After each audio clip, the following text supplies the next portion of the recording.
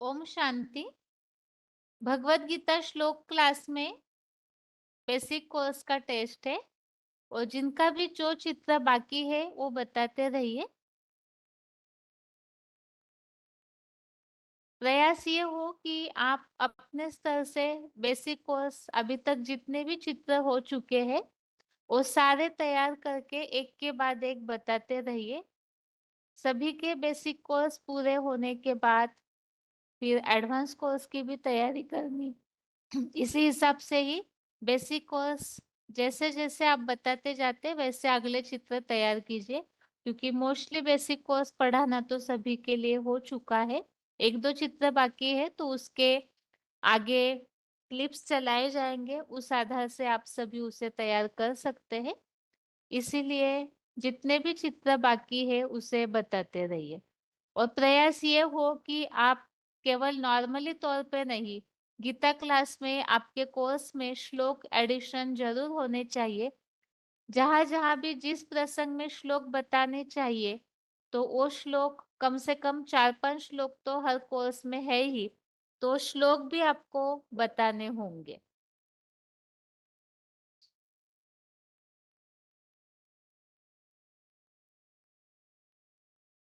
Phone unmute है। हाँ, ओम शांति दीदी। हाँ जी। हाँ, मैं राजयोग पर बताती हूँ। राजयोग का चित्र बताती हूँ दीदी। हाँ जी। राजयोग में बताया बाबा ने अ, संसार में अनेक प्रकार के योग होते हैं। प्रसिद्ध है जैसे भक्ति योग, कर्म योग, ज्ञान योग, हठ योग, राजयोग आदि आदि योग बताते हैं। तो सब में सहज और सब में श्रेष्ठ है राजयोग। तो योग योग का अर्थ है संबंध या मिलन। तो संबंध या मिलन, तो यह राजयोग सीखकर हमें सुख शांति की प्राप्ति होती है। और योग से कोई प्राप्ति नहीं होती है। तो यह राजयोग के द्वारा ही ये सुख शांति की प्राप्ति होती है।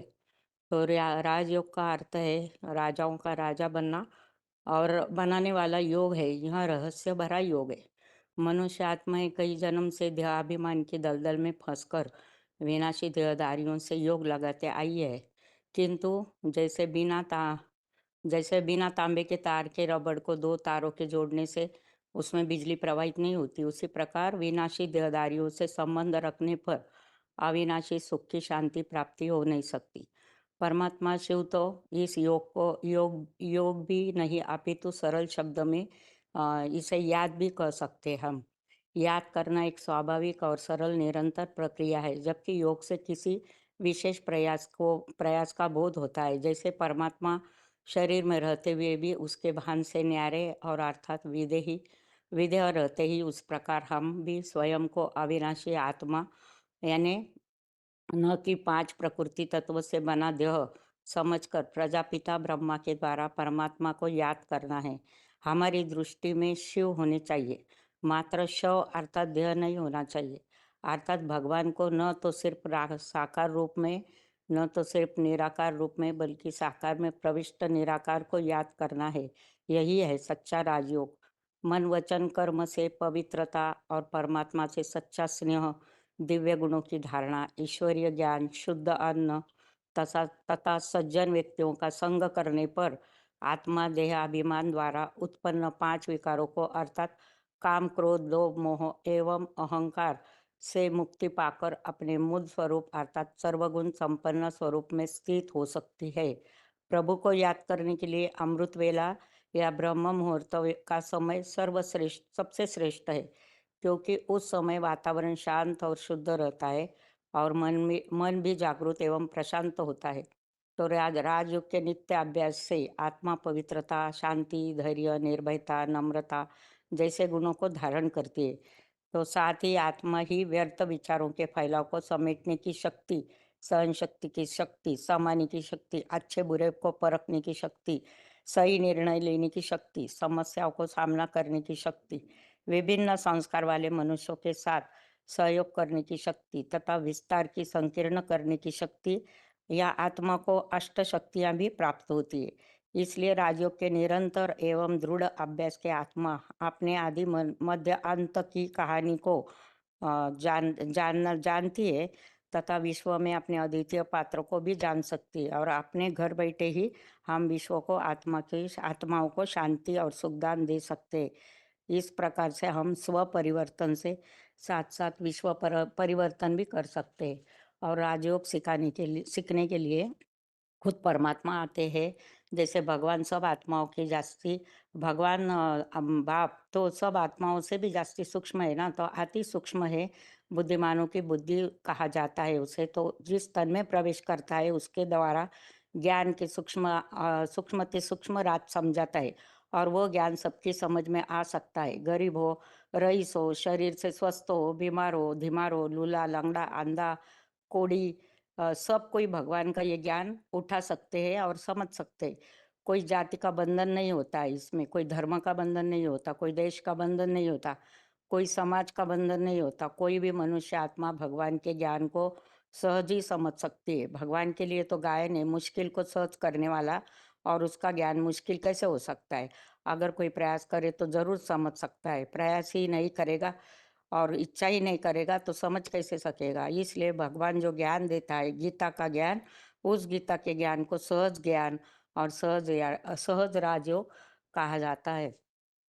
और बाबा कहते हैं कि आत्मा, जो 500-700 करोड़ आत्माएं हैं, उस आत्मा में परम पुरुष उत्तम ते उत्तम पाठधारी कौन है?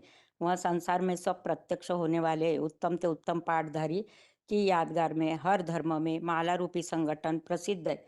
हर धर्म के फॉलोअर्स माला घुमाते हैं, माला के मन के जपते हैं, सिमरन करते हैं, परंतु जानते नहीं यह गोल गोल मन के उन आत्माओं की यादगार है जिन आत्माओं को जपने योग्य, सिमरन करने योग्य भगवान ने आकर बनाया है। वह माला के मन के अभिगुप्त रूप में पांडव की तरह राजयोग सीख रहे हैं। राजयोग सीखने के लिए कोई झान मंजीरे, ढोल आदि मदिरा बजाने की जरूरत नहीं है। यह कोई देह का योग नहीं है। आसन प्राणायाम देह की प्रक्रिया प्रक्रिया है। राजयोग तो आत्मा का पुरुषार्थ है।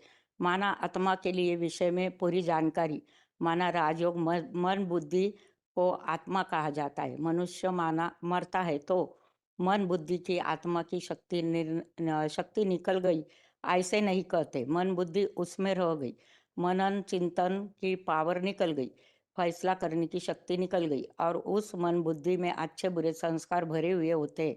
बुद्धि के साथ ही चले जाते हैं। मन बुद्धि रूपी आत्मा ज्योतिर्बिंदु के रूप में ऐसा छोटा सा रिकॉर्ड, छोटा सा टेप है जिसमें 84 जन्मों का रिकॉर्ड भरा हुआ है। यह आत्मा की कितनी जबरदस्त है इस हिस्ट्री, इसके लिए इस हिस्ट्री को आकर के भगवान बाप ही बताता है। अपनी आत्मा के 84 चक्रों को जानने के लिए हमारे और परमात्मा बाप के बायोग्राफी को जानने के लिए एक संगम युग के जानने में ही, एक संगम युग के जन्म में ही मनुष्य मात्र को मौका मिलता है, और मिलना ही है। इसके अलावा और कोई जन्म नहीं होगा। जन्म जन्म की राजाई भगवान आकर के देते हैं, लेकिन जो पढ़ेंगे वह अनुभूति कर सकेंगे, प्राप्ति भी करेंगे। माना आत्मा की अनुभूति और राजयोग का अभ्यास हो, हमें शरीर में रहते हुए ही करना है। इसके बिना राजयोग का अभ्यास संभव ही नहीं है। केवल आत्मा बिना शरीर के और केवल शरीर बिना आत्मा के योग तो हो ही नहीं सकता, याद भी नहीं कर सकते, तो राजयोग तो दूर की बात है। दुनियावी पढ़ाई से डॉक्टर, इंजीनियर, जज बन सकते हैं। यहाँ तो भगवान बाप तो गारंटी देते हैं, मैं जो पढ़ाई पढ़ाता हूँ तो तुम रेगुलर पढ़ेंगे तो गारंटी से राज परिवार के मन के बनेंगे। तो जन्म जन्मांतर का राज परिवार भगवान आकर बनाता है। 16,108 आत्माओं का राज परिवार है। सारी दुनिया भगवान की पढ़ाई पढ़ेगी, लेकिन नंबरवार सिर्फ 16,108 बनेंगे। राजयोग से राजाई की दुनिया स्थापन होती है। भगवान आकर के इस दुनिया में सहज राजयोग के द्वारा राजाओं की दुनिया स्थापन करते हैं। कोई तो टाइम होगा, राजाओं ने कंट्रोलिंग पावर बन करने का, सीखने का टाइम होगा, तो वह कलयुग का अंत का समय है, और सतयुग का आदि का समय, संगम का टाइम है। एकमात्र शिव बाबा ही राजयोग सिखाते हैं और राजा बनाते हैं। राजयोग सीखने के लिए किसी मनुष्य के पास नहीं जाना है। एक बाप के अलावा कोई यह राजयोग सिखा नहीं सकता। और राजयोग से कर्मयोग प्रवृत्ति मार्ग बैठ करके महाराजा महारानी बनाते हैं। राजयोग सीखने से प्रवृत्ति मार्ग का ज्ञान राजयोग से कैसा सिखाते हैं, तो कर्म सन्यासी और हठयोगी निवृत्ति मार्ग वाले जो कर्म सन्यासी होगी वही सीखेंगे, हठयोगी निवृत्ति मार्ग वाले नहीं सीखेंगे। भगवान स्वयं परम शिक्षक बनकर राजयोग सिखाते हैं। सरल राजयोग है। राजयोग से हमें एकांत में पढ़ाई करने का, मन को एकाग्र करने की पढ़ाई स्वयं शिव बाबा सिखाते। राजयोगी कर्मयोगी भी है, कर्म सन्यासी नहीं है। राजयोग से मोह नष्ट होना और भगवान ने सिखाते हैं देह और देह के संबंधों को भूलना भी सिखाते हैं। राजयोग से ईश्वर के योग से शक्तिशाली स्थिति में रहना, ईश्वरीय कार्य में सबसे सुंदर सहयोग है। राजयोग की गति बड़ी गुह्य है। राजयोग अर्थात मेरा बाबा, आत्मा का संबंध परमात्मा से जोड़ना है। ओम शांति दी। आगे बताइए, अगला फोन अनम्यूट है।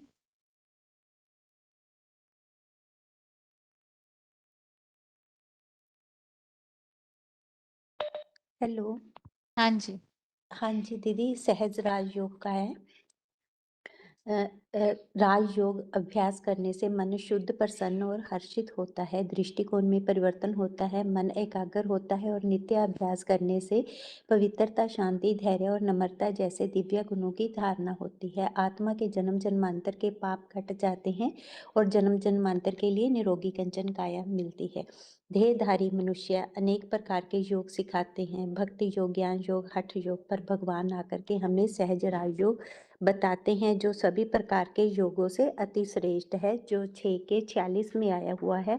तपस्विभ्यो अधिको योगी ज्ञानिभ्यो अपि मतो अधिका कर्मिभ्यश्च अधिको योगी तस्मात् योगी भव अर्जुन। अर्जुन, इस योग में अध्यात्म नाम का रहस्य छुपा हुआ है, जिसे गीता 10 के 32 में बताया है। अध्यात्म विद्या विद्या नाम, क्योंकि ये अध्यात्म विद्या आध्यात्मिक विश्वविद्यालय में के रूप में पढ़ाई जाती है। 9 के 2 में भी इस राजयोग का महत्व बताते हुए कहा है कि राजविद्या राजगुह्यम पवित्रम इदम उत्तमम परमं धर्मं सुखम कर्तुम अभव्यम। इसलिए इस अविनाशी सहज राजयोग से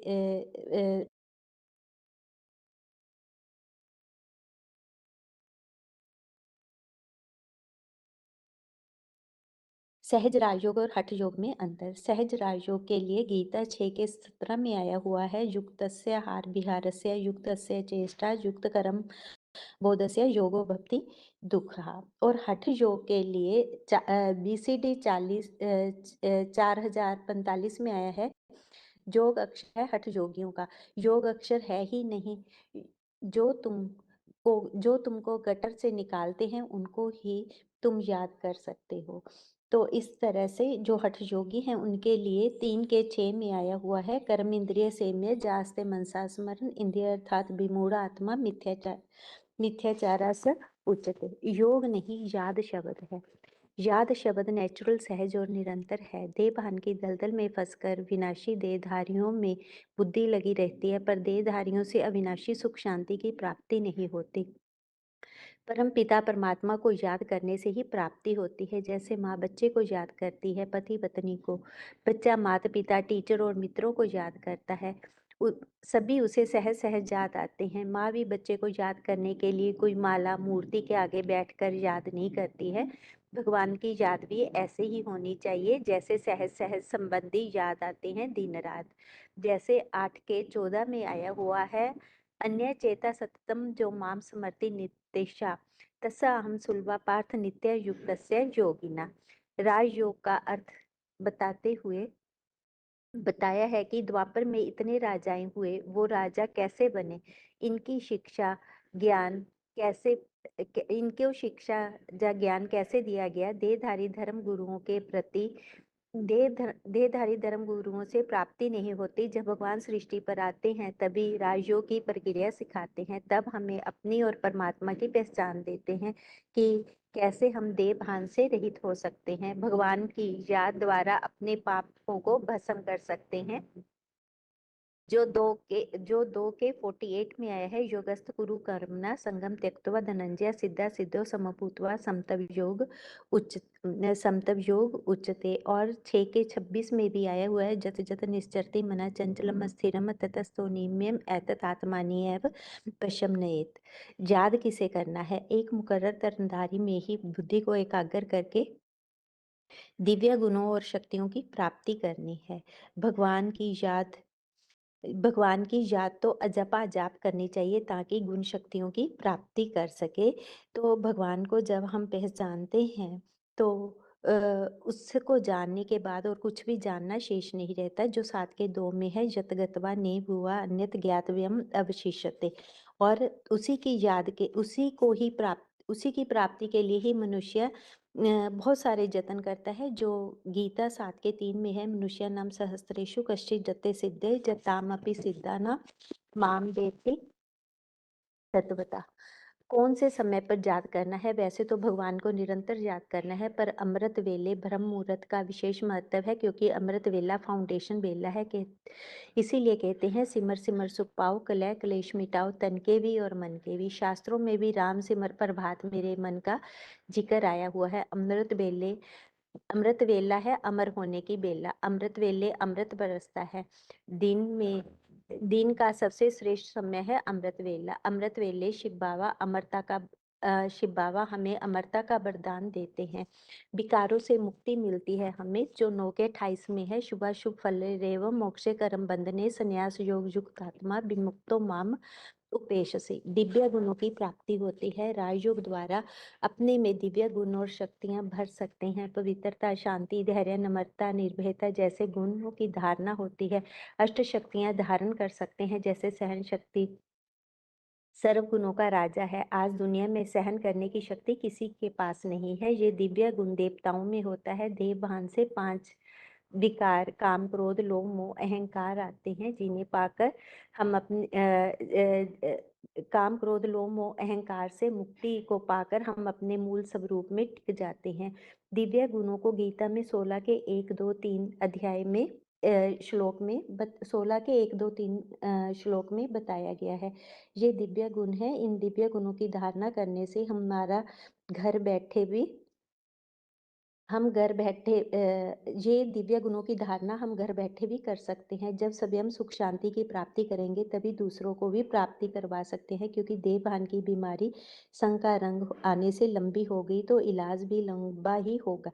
एक दिन में ही आत्मा ज्योति बिंदु समझने से इलाज नहीं होगा। इस देवभान की बीमारी को निकालने के लिए गहरा स्वचिंतन और गहराई से मंथन करना होगा, क्योंकि परचिंतन पतन की जड़ है।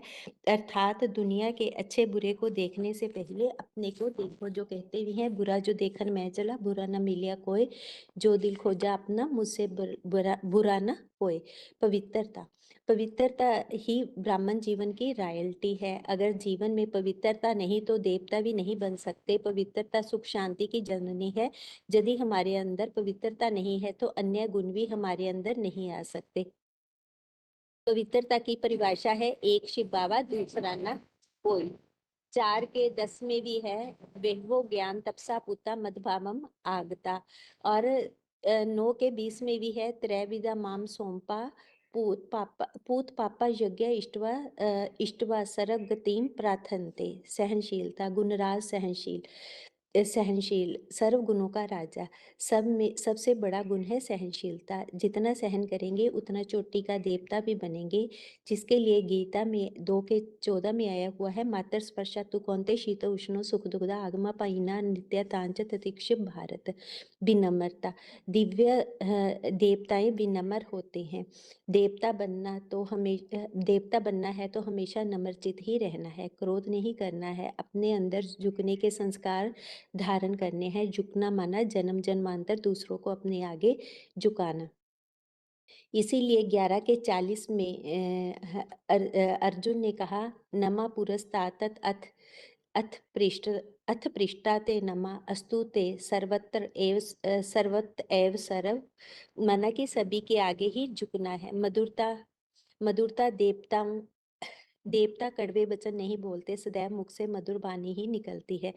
जिस जिससे सबको सुख मिले। कहते भी हैं ऐसी वाणी बोलिए मन का आपा खोए और उनको शीतल करे आप ही शीतल होए। जिसके लिए सतारा के 15 में आया हुआ है अनुद्वेगकरम भाग्यम सत्या प्रिय हितम चजत स्वाध्याय अभ्यासनम चैव बांग में तप उच्चते निर्भयता। योग के अभ्यास से हमारे अंदर निर्भयता का संचार होता है। जो परिस्थिति हमें तरह तरह से भयभीत करती है उन्हें हम राजयोग के अभ्यास द्वारा ही निर्भयता से पार कर सकते हैं। जो 2 के 40 में है स्वल्पम अल्पस्य धर्मस्य त्राते में तो भयात अंतर्मुक्ता। जब तक अंतर्मुक्ता का गुण नहीं होगा तब तक आत्मा में पावर नहीं बढ़ सकती। देह और देह के संबंधियों से उपराम होकर आत्मचिंतन और परमात्म चिंतन में रहना है। जो 2 के 58 नंबर श्लोक में है जदा संहर्ते चायम कुर्मा अंगीन सर्वशा इंद्रियानी इंद्रियभ्य तस्या प्रज्ञा प्रतिष्ठता हर्षित मुक्ता। योगी का चेहरा सदैव हर्षित मुख देखने में आए। अपने हर्ष भरे चेहरे से दूसरों के जीवन में उमंग उत्साह भरना है। जो मनुष्य से देवता बनने वाली आत्माएं होंगी उनमें ये दैवी गुण स्वतः ही देखने में आएगा। जो 2 के 65 में है प्रसन्न चेसो हराशु बुद्धि पर्यवतिष्ठते संतुष्टता। कहते हैं कि जब आए संतोष धन सब धन धूर समान। मन में चलने वाली सभी अच्छी बुरी कामनाओं का त्याग इच्छा मात्रम अविद्या। जो 2 के 55 नंबर श्लोक में भी है आत्मानि एव आत्मना तुष्टा स्थित प्रज्ञा तदा उच्यते। और 3 के 17 में भी है जस्तु आत्मरति एव स्यात् आत्मतृप्ता च मानवा आत्मानि एव च संतुष्टः तस्य कार्यं न विद्यते। और राजयोग से अष्ट शक्तियों की भी प्राप्ति होती है। जैसे अष्ट धातु की रिंग पहनते हैं 9 रत्नों की अंगूठी डालते हैं। याद से भी शक्तियों की प्राप्ति होती है। माने ईश्वरीय शक्तियों की प्राप्ति के लिए पहली शक्ति होनी चाहिए अंतर्मुखता की शक्ति अर्थात विस्तार को संकीर्ण करने की शक्ति एकाग्रता की शक्ति। इस शक्ति के लिए कछुए का उदाहरण दिया जाता है। वह अपने हाथ पांव मुख इंद्रियों को समेट कर रखता है। जब चाहे इंद्रियों का विस्तार करे जब चाहे अपने में समेट ले। राजयोगी अपनी इंद्रियों को कछुए के अंगों की तरह समेट कर रखता है। जो 2 के 58 में है जदा संहरते चायम कुर्मांगीन सर्वशा इंद्रियानी इंद्रियभ्य तस्या प्रज्ञा प्रतिष्ठता। समेटने की शक्ति पावर टू पिक।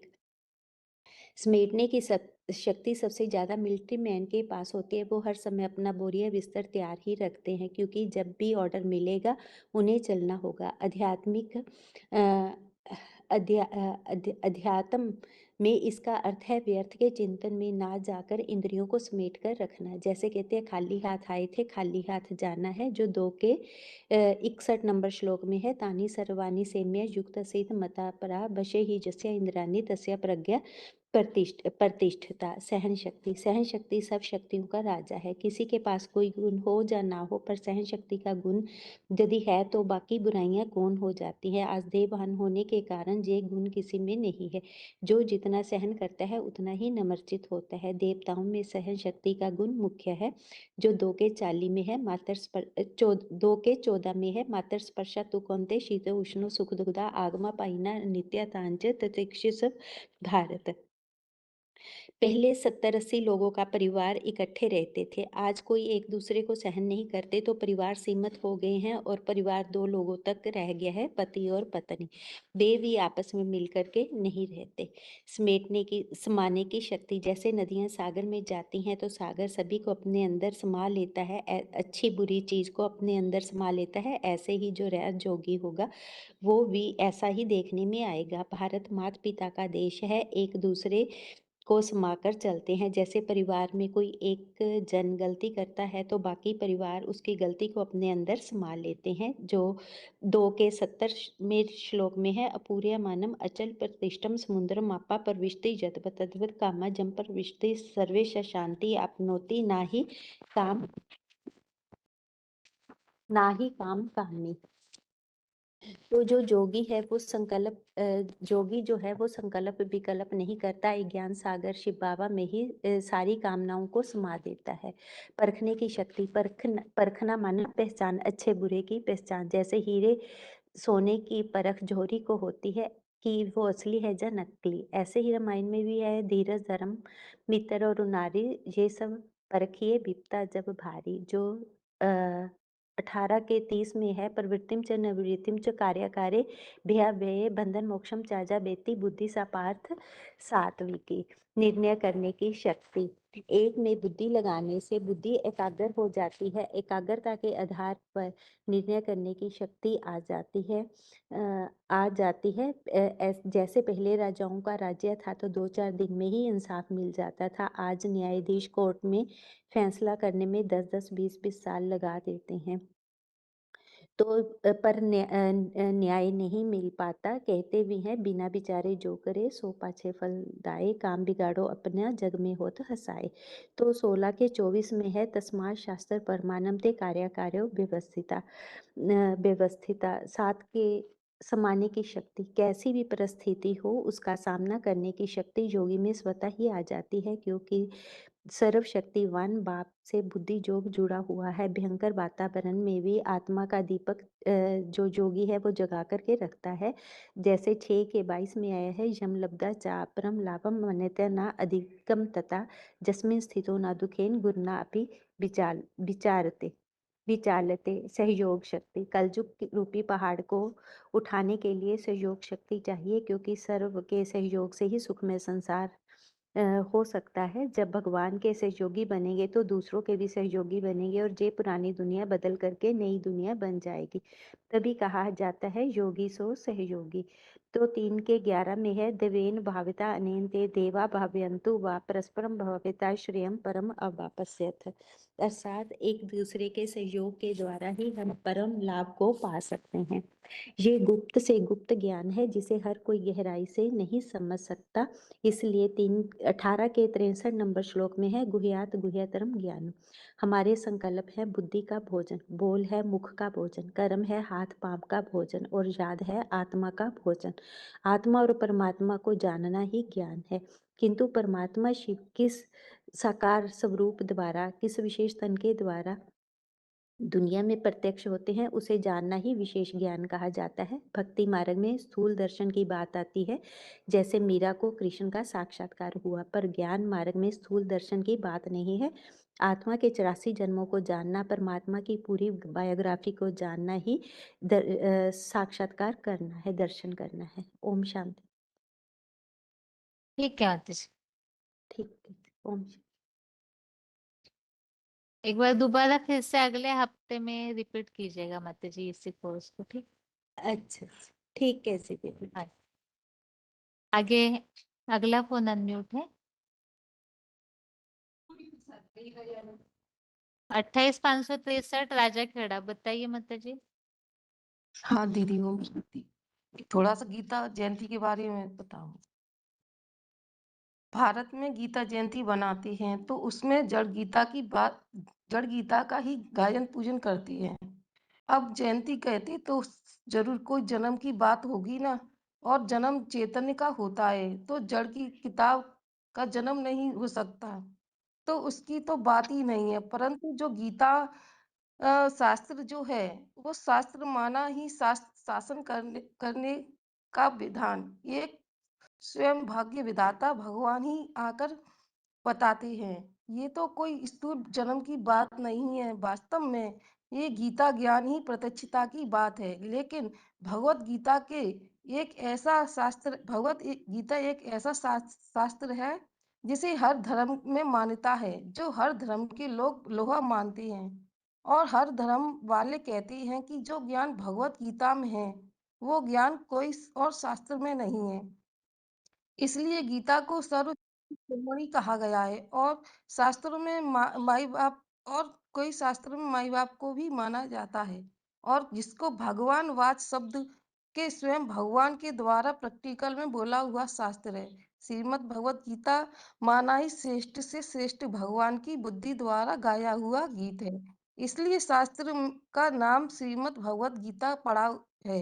क्योंकि जैसे अनेक धर्म पिताएं आए तो उन्होंने कोई आकर के शास्त्र नहीं बनाए, उन्होंने तो औरली मुख से बोलकर के उनमें जो मुख से बोलकर में उनके जो फॉलोअर्स निकले, तो उन्होंने उनके भक्तों ने जो शास्त्र बनाए, तो ऐसे ही गीता ज्ञान भी भगवान ने और मुख से वो आकर सुनाते हैं। भगवत गीता एक जो शास्त्र है जिसमें कोई एक धर्म के लिए उपदेश नहीं है दिया है, सारी सृष्टि के जन कल्याण का शास्त्र है जिसमें एक जीवन जीने की कला सिखाई है। और गीता में आध्यात्मिकता के साथ साथ राजनीतिक, सामाजिक और धार्मिक और व्यक्तिगत समस्याओं का समाधान है। इसलिए हमें भगवत गीता का गहराई से अध्ययन करना चाहिए। परंतु भगवत गीता का महत्व होते हुए भी जो देश विदेश देशों में मानी जाती है, परंतु खास भारत में गीता का महत्व कम हो रहा है, क्योंकि इसका कारण है जो सच्ची गीता थी उसका खंडन कर दिया है, क्योंकि जो अनेक टीका कर दी और एक टीका में हर एक टीका एक दूसरे से काट करने वाली है। जैसे माधवाचार्य की गीता में बोला है कि परमात्मा अलग है और सब अलग अलग है, जबकि शंकराचार्य की गीता कहती है कि एको ब्रह्म द्वितीयो नास्तु। अनेक टीका से मनुष्य की बुद्धि भ्रमित हो गई और गीता में ऐसे भी बताया है कि गीता संस्कृत भाषा में जो बताई तो एक कठिन भाषा है जिसे हम साधारण मनुष्य नहीं समझ सकते। एक ये भी कारण है कि सबसे बड़ा कि भगवान की सही पहचान न होने के कारण गीता भगवान कृष्ण की को मान लिया। तो इस कारण कारण भी गीता का महत्व कम हो गया। तो इस कारण गीता के भगवान की सही पहचान नहीं कर पाए और भक्ति मार्ग में गीता के बारे में अनेक प्रकार की बातों भी बताई, जैसे कहती है कि ज्ञान भगवान ने अर्जुन के रथ में द्वापर के अंत में अर्जुन को बैठकर गुरु शिष्य की युद्ध भूमि में दो सेनाओं के बीच में दिया। जब अर्जुन कर्तव्य विमूढ़ हो गए कि क्या करना चाहिए क्या नहीं करना चाहिए, यह उन्हें गुह्यतरम ज्ञान हर समस्या का समाधान किया। तो यह कोई एक अर्जुन की बात नहीं है और न कोई वर्तमान कुरुक्षेत्र भूमि की बात है और न कोई अर्जुन के स्थूल रथ की बात है, क्योंकि यह कैसे संभव है कि दो सेनाओं में आपस में युद्ध के लिए खड़ी हैं और उनके बीच में 18 अध्याय गीता का ज्ञान दिया जाए, लेकिन वहाँ यह बात संभव नहीं है, क्योंकि गीता में पढ़ाई जो है वह शांति में बैठकर दी जा सकती है और ना कोई अर्जुन रथ की बात है, क्योंकि भगवान लकड़ी के गाड़ी घोड़ा आदि में नहीं आते, नहीं चल आदि घोड़ा में नहीं चलाएंगे। जबकि कटु प्रश्न में बोला है कि शरीर को ही रथ से तुलना चाहिए, जो बोला है आत्मा रति वृद्धि शरीरम इसने च वृद्धि रतम एव च बुद्धि और सारथी बुद्धि मन प्रभमेव च। जो आत्मा तो रथी और शरीर को रथ और बुद्धि को सारथी और मन को लगाम और इंद्रियों को घोड़ा से तुलना की है। भगवान आते हैं तो शरीर रूपी रथ का आधार लेते हैं और उस पर बैठकर गीता का ज्ञान की बातें बताती हैं, ना कि कोई छोटे से कुरुक्षेत्र भूमि की बात है, क्योंकि भक्ति के मार्ग में बताती हैं कौरव पांडव और यादव तीन सेनाएं थीं, जिनमें कौरव 18 सेना से तो उस कुरुक्षेत्र में उस सेना का अगर कुरुक्षेत्र की भूमि में खड़ा किया भी जाए तो आ नहीं सकती। तो युद्ध की तो बात ही कैसे संभव है। तो शास्त्रों में सही बात ना अलंकार किया है, क्योंकि शास्त्रों में सारे नाम काम के आधार पर हैं, जबकि गीता में अर्जुन के लिए शरीर को ही क्षेत्र बोला है। इदम शरीरम कौन्तेय क्षेत्रम इति विधीयते। ओम शांति। दीदी इतना ही किया है। दीदी हेलो हाँ जी माता जी। जी, मतलब ये टॉपिक मतलब और कोई सा ही बता सकते हैं? अगली तो बार, अभी मतलब हाथ उठे हुए हैं ना, एक बार में एक ही, ठीक है। नहीं, अभी नहीं दीदी, शाम की क्लास में बता दूं? हाँ ठीक है। थोड़ा सा, ये ज्यादा नहीं है। कौन और सा? कोशिश कर, ये शेरनी का दूध का टॉपिक किया था थोड़ा सा। क्या? शेरनी का दूध सोने अगले के क्लास पात्र में में चढ़ता है। बताइएगा माता जी। हाँ आगे ठीक है बताइए। दीदी। वो हाँ जी। दीदी ओम शांति। हाँ जी। तीन लोग के चित्र बताऊंगी दीदी। हाँ जी। और तीन लोग के चित्र में आत्मा कहाँ से आती है, आत्मा का असली निवास स्थान कहाँ है, आत्मा का पिता कौन है हम समझेंगे। वास्तव में परम धाम से आत्मा आती है। परम धाम हमारा पिता का भी घर है और हम आत्मा का भी घर है। जैसे गीता में बताया, न तद भाषते सूर्य न शशांक न पावक यद गत्वा न निवर्तन्ते तद्धाम परमम मम।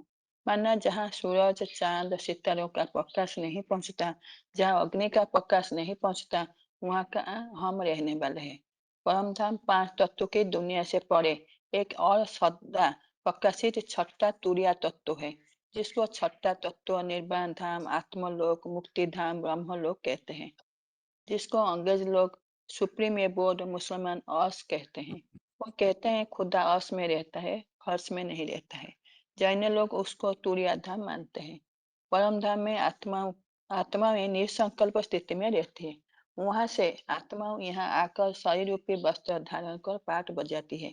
परम धाम में आत्माओं का सेटिंग यानी किस क्रम से रहती है, जिस क्रम से आत्मा इस सृष्टि पर आती है, उस क्रम से आत्मा वहां रहती है। सबसे ऊपर परमात्मा रहते हैं, उसके नीचे सबसे ऊपर परमात्मा रहते हैं, उसके नीचे सत्ययुग की आत्मा रहते हैं, और उसके नीचे त्रेतायुग की आत्मा, उसके नीचे द्वापर युग की आत्मा, और उसके नीचे कलियुग की आत्मा रहते हैं। सत्ययुग त्रेता को स्वर्ग और द्वापर कलियुग को नरक कहा जाता है। स्वर्ग कोई ऊपर नहीं है और नरक कोई नीचे नहीं है। गीता में बताया इस दुनिया में प्राणियों की सृष्टि 2 प्रकार की है, देवताओं की और दुखदायी राक्षसों की। जैसे गीता में बोला है, दो भूत स्वर्गे लोके अस्मिन् दैव आसुर एव च दैव विस्तर प्रोक्त आश्रम पाठ में सुनु। परम धाम में आत्माएं निराकारी स्टेज में रहती है। वहां से इस सृष्टि पर पाठ बजाने आती है, जिसके लिए गीता में बोला है, अव्यक्तादीनि भूतानि व्यक्त मध्यानि भारत अव्यक्ता निधनाय तत्र का परिदेवना।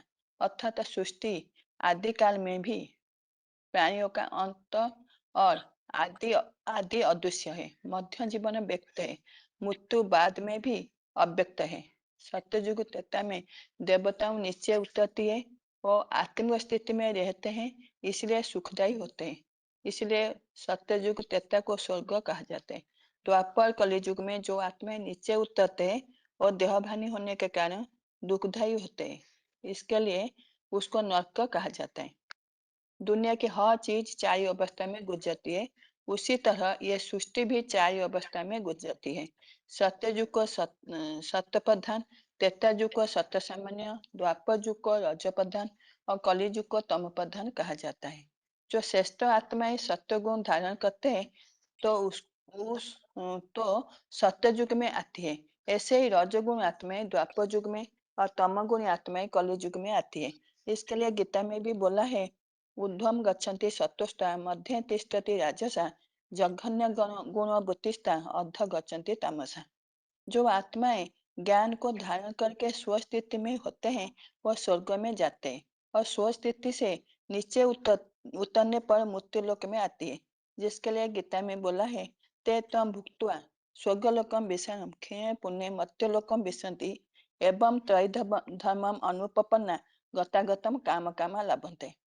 इस सृष्टि रूपी वृक्ष को ओलट वृक्ष भी कहा है, जहाँ ऊपर जड़े, फिर शाखाएं, पत्ते और बीज। इस वृक्ष को अविनाशी कहा है। इसको जो जानता है वो वेद का ज्ञाता है। इसके लिए गीता में बताया, ऊर्ध्व मूलम अध शाखा अश्वत्थम प्राहु अभयम छंदासी यस्य पन्नानि यतम वेद स वेदविद। कोई समझते हैं दूसरे ग्रह उपग्रह पर जीव जंतु होते हैं, वास्तव में केवल पृथ्वी पर ही जीव जंतु संभव है, क्योंकि सूर्य की किरण इस सृष्टि पर सीधी पड़ती है, इसलिए पृथ्वी पर जीवन है। उत्तरी ध्रुव और दक्षिण ध्रुव पर भी सूर्य की किरण टेढ़ी पड़ने के कारण वहां जीवन नहीं होती है, और दूसरे ग्रह की बात तो नहीं है। द्वापर युग से धर्म पिताएं आते हैं, एक एक करके धर्म स्थापना करते हैं, और द्वापर युग से दुख अशांति दिन प्रतिदिन बढ़ता जाता है। चाहे कितना भी इस सृष्टि का मरामती का काम होता है, आखिर यह सृष्टि नीचे गिरना ही होता है, क्योंकि सत्व रज तम में आना ही है। हर आत्मा में अपना अपना पाठ नोंदा हुआ है। अपने अपने पाठ के अनुसार नंबरवार सृष्टि पर आकर शरीर धारण कर पाठ बजाते बजाते इतना तम प्रधान बन जाती है, बाप बन जाती है, बाप का घर को भूल जाती है। जैसे कि गीता में बोला है, आसुरी योनि को प्राप्त हुए मूर्ख लोग मुझको न पाकर अधम गति को पाते हैं। गीता में बोला है, मूढ़ा जन्मनी जन्मनी। यह सृष्टि 5000 वर्ष का अविनाशी ड्रामा है। ये बार बार हुबहू रिपीट होती है। जब आत्माएं इस सृष्टि पर जन्म मरण चक्कर में बार बार आते आते तमो प्रधान बन जाते हैं, घर जाने की रास्ता नहीं मिलती है, तब भगवान आते हैं, ज्ञान योग की शिक्षा देकर उद्धार करते हैं। गीता में भी बोला है, यदा यदा हि धर्मस्य ग्लानि भवति भारत अभ्युत्थानम् अधर्मस्य तदात्मनं सृजाम्यहम् परित्राण साधुना विनाशाय च दुष्कृताम धर्म संस्थापनार्थाय संभवामि युगे युगे। भगवान आकर साधारण मनुष्य तन का आधार लेकर कर्तव्य करते हैं, जिसके लिए गीता में बोला है, अपजानाति मामुरा मानुषिम तनुवासितम। जो जब भगवान आकर कार्य करते हैं, एक ही आत्मा है जो बाप समान स्टेज धारण करते हैं। इसीलिए हम शिव शंकर कहते हैं। भगवान वास्तव में शंकर के द्वारा एक व्यापी है, इसीलिए हम शिव शंकर कहते हैं, शिव ब्रह्मा या शिव विष्णु नहीं कहते हैं। शंकर की आत्मा ही मनुष्य सृष्टि का बाप है। कल्पांत काल में सभी प्राणी मात्र शिव समान प्रकोष्ठ रचना में समा जाते हैं और कल्प के आदिकाल से उन्हें पुनः कल्प के चतुर्युग में सृजन के लिए छोड़ते हैं। गीता में भी बोला है, सर्वभूतानि कौन्तेय प्रकृतिं यान्ति मामिकाम् कल्पक्षये पुनः तानि कल्पादौ विसृजामि अहम्। शंकर की आत्मा ही बाप समान स्टेज धारण कर लेता है, इसलिए गीता में परमात्मा इति उदाहृत कहा है। वो व्यक्त तो है, साकार तो है, परंतु इंद्रिया दिखाई नहीं देती है, इसलिए गीता में अव्यक्त मूर्तिना बोला है। जैसे कि मया ततम इदम सर्वम जगत अव्यक्त मूर्तिना बताया है। और वो मूर्ति शिव बाप के साथ इतना लवलीन हो जाती है, जिसके लिए शास्त्र में हिरण्य गर्भ के रूप में भी वर्णन है। तीनों लोक के चित्र में जो सूक्ष्म बर्तन दिखाया है, ब्रह्मापुरी, विष्णुपुरी और शंकरपुरी, वास्तव में ऐसे कोई सूक्ष्म बर्तन होता नहीं है। वास्तव में भगवान आकर तीनों दिव्यों के द्वारा कार्य करते हैं। ब्रह्मा की स्टेज साकारी सृष्टि के नजदीक, विष्णु की स्टेज न्यूट्रल और शंकर की स्टेज परमधामी स्टेज दिखाई है। ये सब मन बुद्धि के स्टेज का वर्णन है। भगवान आकर अभी आध्यात्मिक विश्वविद्यालय द्वारा इस सृष्टि का परिवर्तन का कार्य कर रहे हैं। ये सर्वोपरि विद्या है, जिसके लिए गीता में बोला है, आध्यात्मिक विद्या विद्यानाम। दीदी ओम शांति। ठीक है आते जी, आगे बताइए माता जी। ओम शांति बहन जी, हाँ जी। ये मेरे 3 नंबर का चित्र है, परमात्मा का दिव्य कर्तव्य। जो बिंदी के जो इतने सारे गुण दिखाए गए हैं, वो परमात्मा परमपिता का दिव्य कर्तव्य है, जो साकार में आए हुए हैं। जो दिव्य कर्तव्य जो है 32 किरणों वाला दिखाया गया है, वो परमात्मा के जो गुण है वो असीम है, अनंत है। उनका सीमाओं से बांध सकते हैं। कैसे बांध सकते हैं उनको? तो साकार में दिखाया गया है गुण। तो सब धरती कागज करूं, कलम करूं बन रहा है, 7 समुंदर मसी करूं, गुरु गुड़े लिखा ना जाए। तो सब जो धरती के कागज है उसको हम जो इस्तेमाल करेंगे, और जंगल को जो लकड़ी है उसको हम कलम के रूप में इस्तेमाल करेंगे, और समुद्र के जो पानी है उसको स्याही के रूप में यूज करेंगे। तो परमात्मा के जो गुण वर्णन दिया गया है, तो इसको ऐसे ही कहा जा सकता है। तो 4 का 6 में आया है, अजो अपिसन अव्ययात्मा भूतानाम ईश्वरम अपिसन प्रकृतिम समधिष्ठाय संभवामि आत्ममायया। भगवान का जो कर्तव्य है दिव्य है, उनका कर्तव्य भी दिव्य है, उनका गुण भी दिव्य है। तो ये जो अजन्मा है, 4 का 6 में आया है, यो माम अजम अनादि च वेत्ति लोकम महेश्वरम असम्मूढ़ समर्थ्येषु सर्व पापे प्रमुच्यते। तो भगवान जो अजन्मा है वो प्रवेश करके ज्ञान देते हैं। उनका 11 का 54 में भी प्रवेश तुम भी आया है, और 9 का 11 में भी आया है, अवजानन्ति माम मूढ़ा मानुषिं तनु आश्रितम परम भाव अजानन्तो मम भूतम ईश्वर। भगवान आकर साधारण मानव के तन में आकर के मानव तन में आते हैं तो उनको मूढ़मती लोग पहचान नहीं पाते हैं। तो परमपिता परमात्मा शिव अजन्मा होने के कारण वो साधारण मानव तन में आके स्वयं ही अपना परिचय स्वयं देते हैं, जिससे 10 का 15 में आया है, स्वयं एवं आत्मना आत्मनम व्यथ तुम पुरुषोत्तमम भूत भावन भूतेश देव देव जगतपते। भगवान खुद ही आते हैं, खुदा खुद आता है, उनको बुलाने की दरकार नहीं है। तो भगवान आते हैं तो कर्तव्य के बारे में दिखाया गया है। जो मान्यता दुनिया में है, तो पत्ता भी हिल सकता नहीं, सत्ता तेरे के बिना खिले ना कोई फूल। अब भगवान पत्ता सबका हिलाएगा क्या? अगर ऐसी बात होती तो आज दुनिया में इतना अनाचार पापाचार व्यभिचार दुराचार पापाचार कितना बढ़ गया है और बढ़ता ही चला जा रहा है। तो ये बात तो गलत है। भगवान तो आते हैं तो परित्राणाय साधुनां विनाशाय च चतुष्कृतां धर्म संस्थापनार्थाय संभवामि युगे युगे। भगवान तो जो दुराचारियों का नाश करने के लिए आते हैं और संतों की रक्षा करने के लिए आते हैं और दो युगों के बीच में आते हैं, जो संगम युग कहा गया है। भगवान आते हैं तो सबको स्वतंत्र छोड़ देते हैं। किसी को किसी को तुम जैसा चाहो वैसा ही करो, किसी को रोकते टोकते नहीं है। भगवान स्वतंत्र छोड़ देते हैं। जिसे भगवान के जो गुह्य ज्ञान है, जैसे बोलते हैं यथा इच्छसि तथा कुरु। तो भगवान जो चमत्कार कराते हैं, बोलते हैं दुनिया में मरे हुए को जिंदा करेंगे क्या? नहीं, ये बात तो गलत है। भगवान तो आते हैं तो सदा काल की प्राप्ति कराते हैं। मनुष्य सोचते हैं भगवान ऐसे चमत्कार कराएंगे, ये तो गलत बात है। भगवान प्रकृति के नियम को कैसे तोड़ेंगे? ये तो विधि का विधान है। जब जन्म होता है तो मृत्यु सुनिश्चित है। तो भगवान सभी का भाग्य विधाता, भाग्य लिखने का कार्य नहीं करते हैं। ये भाग्य बनाने का हमारा खुद ही आत्मा हमारा मित्र और खुद ही हमारा शत्रु है। हम जैसे कर्म करेंगे ऐसे ही हमारा भाग्य बनता है। और भगवान किसी को पक्षपात नहीं करते हैं। ये जैसा तुमने जैसा कर्म करोगे वैसा ही रिजल्ट मिलेगा, जैसा पाप पुण्य करोगे वैसा ही रिजल्ट मिलेगा।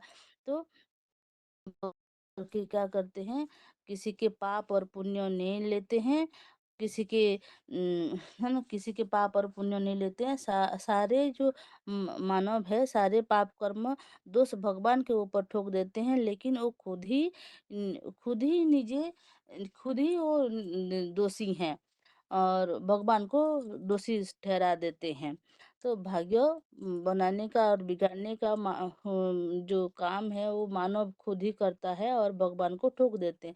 भगवान तो आते हैं तो मार्ग बताते हैं। जितने भी दुनिया में है ना, भगवान तो उस मार्ग पर चलने के लिए सब विघ्नों रूपी दूर दूर पार करने के लिए ही आते हैं। जिसे 18 का 58 में आया है, मत चित्त सर्व दुर्गाणि मत प्रसादात् तरिष्यसि अथ चेतो त्वम अहंकारत न शोषयति विनंगक्ष्यसि। यानी ये जो भगवान जो आते हैं तो मार्ग बताते हैं, सब विघ्न रूपी दीवारों को दूर कर करके वो हमको ना सब दुखों से नष्ट होने के लिए हमको मार्ग बताते हैं। और भगवान के लिए जो मान्यता है, भगवान के लिए जो सूरज चांद सितारे को निर्माण करते हैं, ये तो प्रकृति का नियम है। सूरज चांद सितारे निर्माण, आत्मा परमात्मा, ये सब भगवान स्वयं कैसे कर सकते हैं? ये तो आग की गोला जो सूरज दिखाई गया है, ये सब प्रकृति की प्रदत्त है, ये सब अनादि है। तो भगवान ये काम नहीं करते हैं, ये प्रकृति का नियम है। और इस चित्र में 3 देवताओं को दिखाया गया है, ब्रह्मा विष्णु शंकर। तो ब्रह्मा के द्वारा स्थापना का कार्य होता है, शंकर के द्वारा असुरों का विनाश का कार्य होता है और विष्णु के द्वारा पालना का कर्तव्य होता है। तो इसमें 2 हीरो हीरोइन दिखाया गया है, वो राम और कृष्ण है।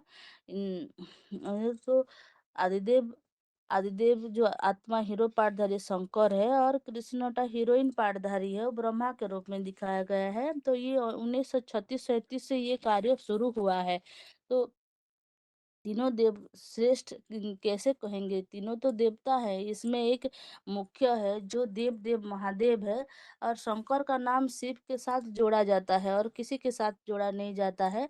तो इसमें जो कर्तव्य दिखाया गया है, दिव्य बुद्धि विधाता जो शंकर के पास तो तीसरा नेत्र है। तो शास्त्रों में जो देव देव महादेव जो तीसरा नेत्र दिखाया जाता है, उनके पास जो चीज है वही प्रदान करेंगे ना, औरों को वही ही देंगे।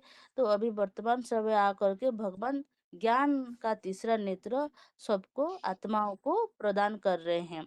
और कालों के पंजे से छुड़ाने वाला, कालों का काल महाकाल तो एक भगवान शिव है, जो उनको अमरनाथ कहा जाता है, कालोस्मी कहा जाता है। काल का काल महाकाल है, जिसको कोई काल खा नहीं सकता, वही ही दुनिया में श्रेष्ठ है।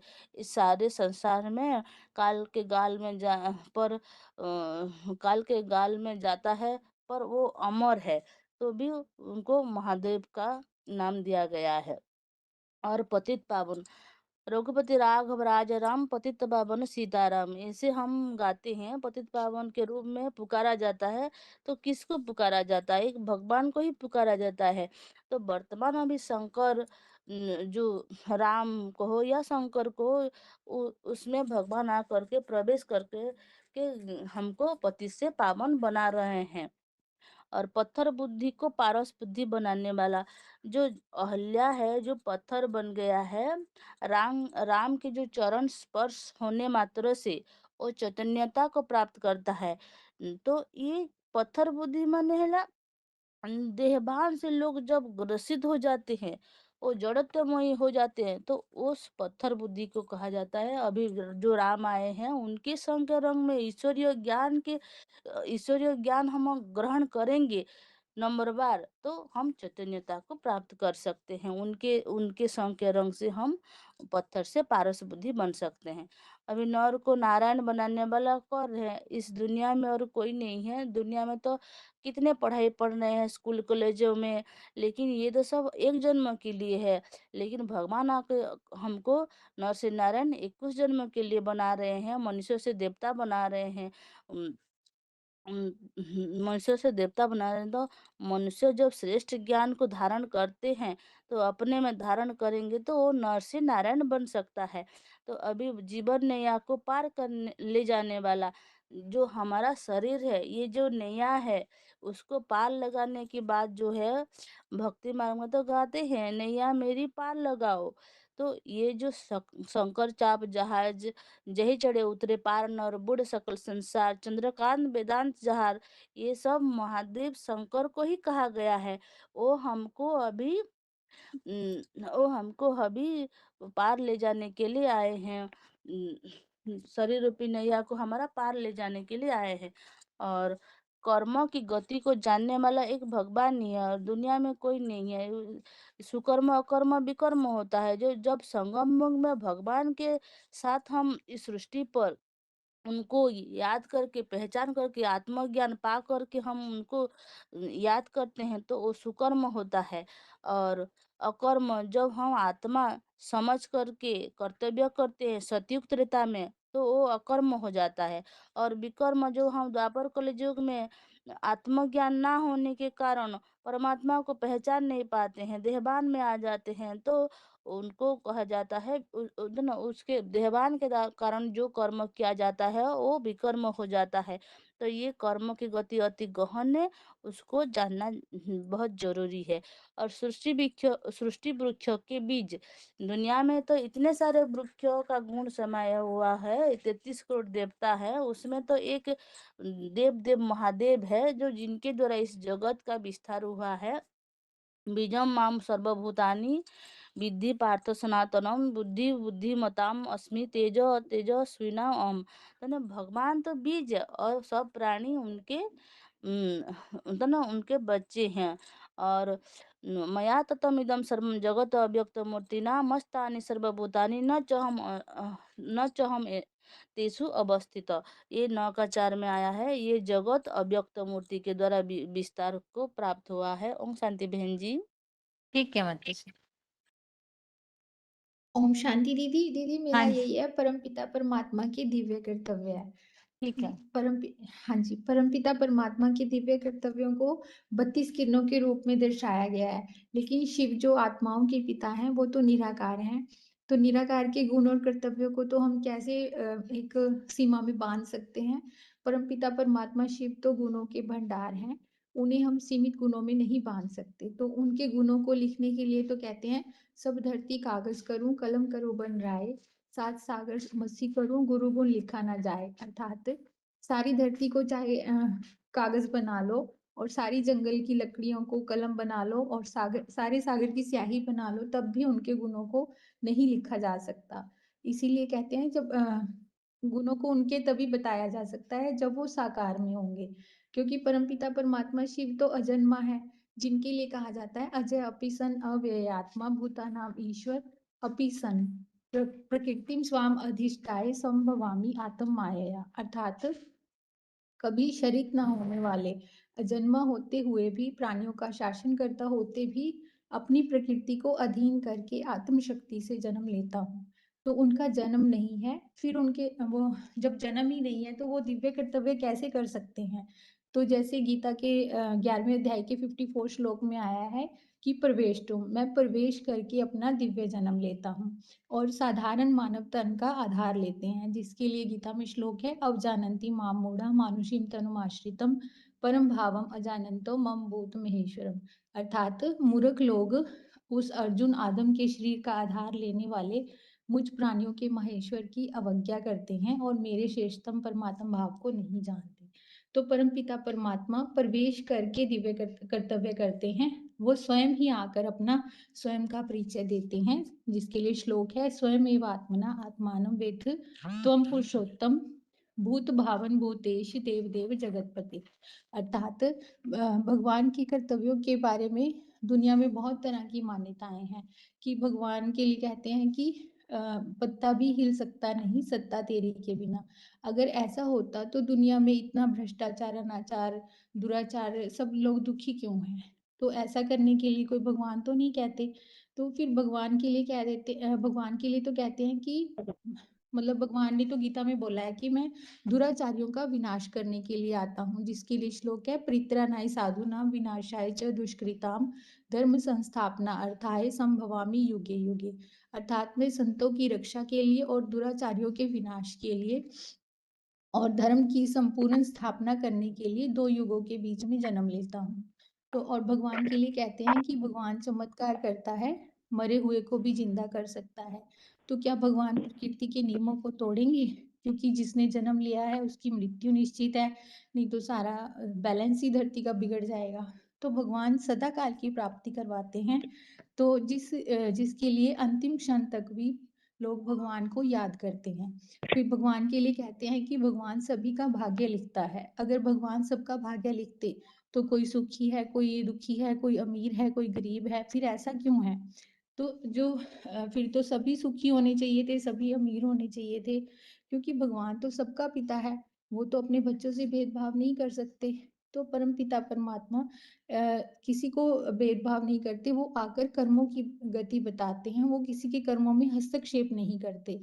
उनके लिए ना कोई प्रिय है ना कोई द्वेष करने योग्य है। उसके लिए गीता में श्लोक है, समय अहम सर्वभूतेषु ना मे द्वेष्य अस्ति ना प्रिय ये भजन्ति तु माम भक्त्या मयि ते तेषु च अपि अहम। अर्थात मैं सब प्राणियों में समान आत्म भाव वाला हूँ, मेरे लिए ना कोई द्वेष योग्य है ना प्यारा है, किंतु जो मुझे भक्ति भाव से याद करते हैं वे मुझ में हैं और मैं उनमें हूँ। तो हम अपने लिए ही स्वयं जिम्मेवार हैं। भगवान ना पाप लेते हैं ना पुण्य लेते हैं। मानव ना जानने के कारण स्वयं को निर्दोषी समझते हैं और भगवान को दोष देते हैं कि भगवान ने ऐसा हमें दुख दिया, सुख दिया। तो इसके लिए भी श्लोक है, ना आदत्ते कस्यचित् पापम न च एव सुकृतं विभु अज्ञानेन आवृतम ज्ञानम तेन मुहंति जंतव। अर्थात विशिष्ट जन्मा प्रभु किसी के ना पाप को लेते हैं और ना पुण्य को लेते हैं। अज्ञान से ज्ञान ढका हुआ है, उसी से प्राणी मोहित हैं। भगवान आकर तो सिर्फ मार्ग बताते हैं और उनके बताए हुए मार्ग पर जो चलते हैं वो सुखी होते हैं और जो नहीं चलते हैं वो दुखी होते हैं। तो अपने कर्मों के अनुसार ही प्राणी स्वयं अपना भाग्य बनाता है। और भगवान के लिए कहते हैं कि भगवान ने सूरज चांद सितारों का निर्माण किया है, लेकिन ऐसा नहीं है। ये सब तो अनादि है। ଆପଣ ଯେଉଁ इन्हें ବ୍ୟକ୍ତିଙ୍କ रचा नहीं। ସହିତ କଥା ହେଉଛନ୍ତି फिर परमपिता परमात्मा को नई सृष्टि का रचयिता क्यों कहते हैं? तो उसके लिए बताते हैं कि परमपिता शिव 3 देवों के द्वारा इस सृष्टि पर आते हैं। 33 करोड़ देवताओं में सिर्फ 3 देवताएं ही मुख्य हैं, ब्रह्मा, विष्णु और शंकर। ब्रह्मा द्वारा नई दुनिया की स्थापना, विष्णु द्वारा नई दुनिया की पालना, शंकर द्वारा पुरानी दुनिया का विनाश करते हैं। जिसके लिए श्लोक है, अविभक्तम च भूतेषु विभक्तम इव च स्थितम भूत भर्तरी च तत्ज्ञेयम ग्रसिष्णु प्रभविष्णु च।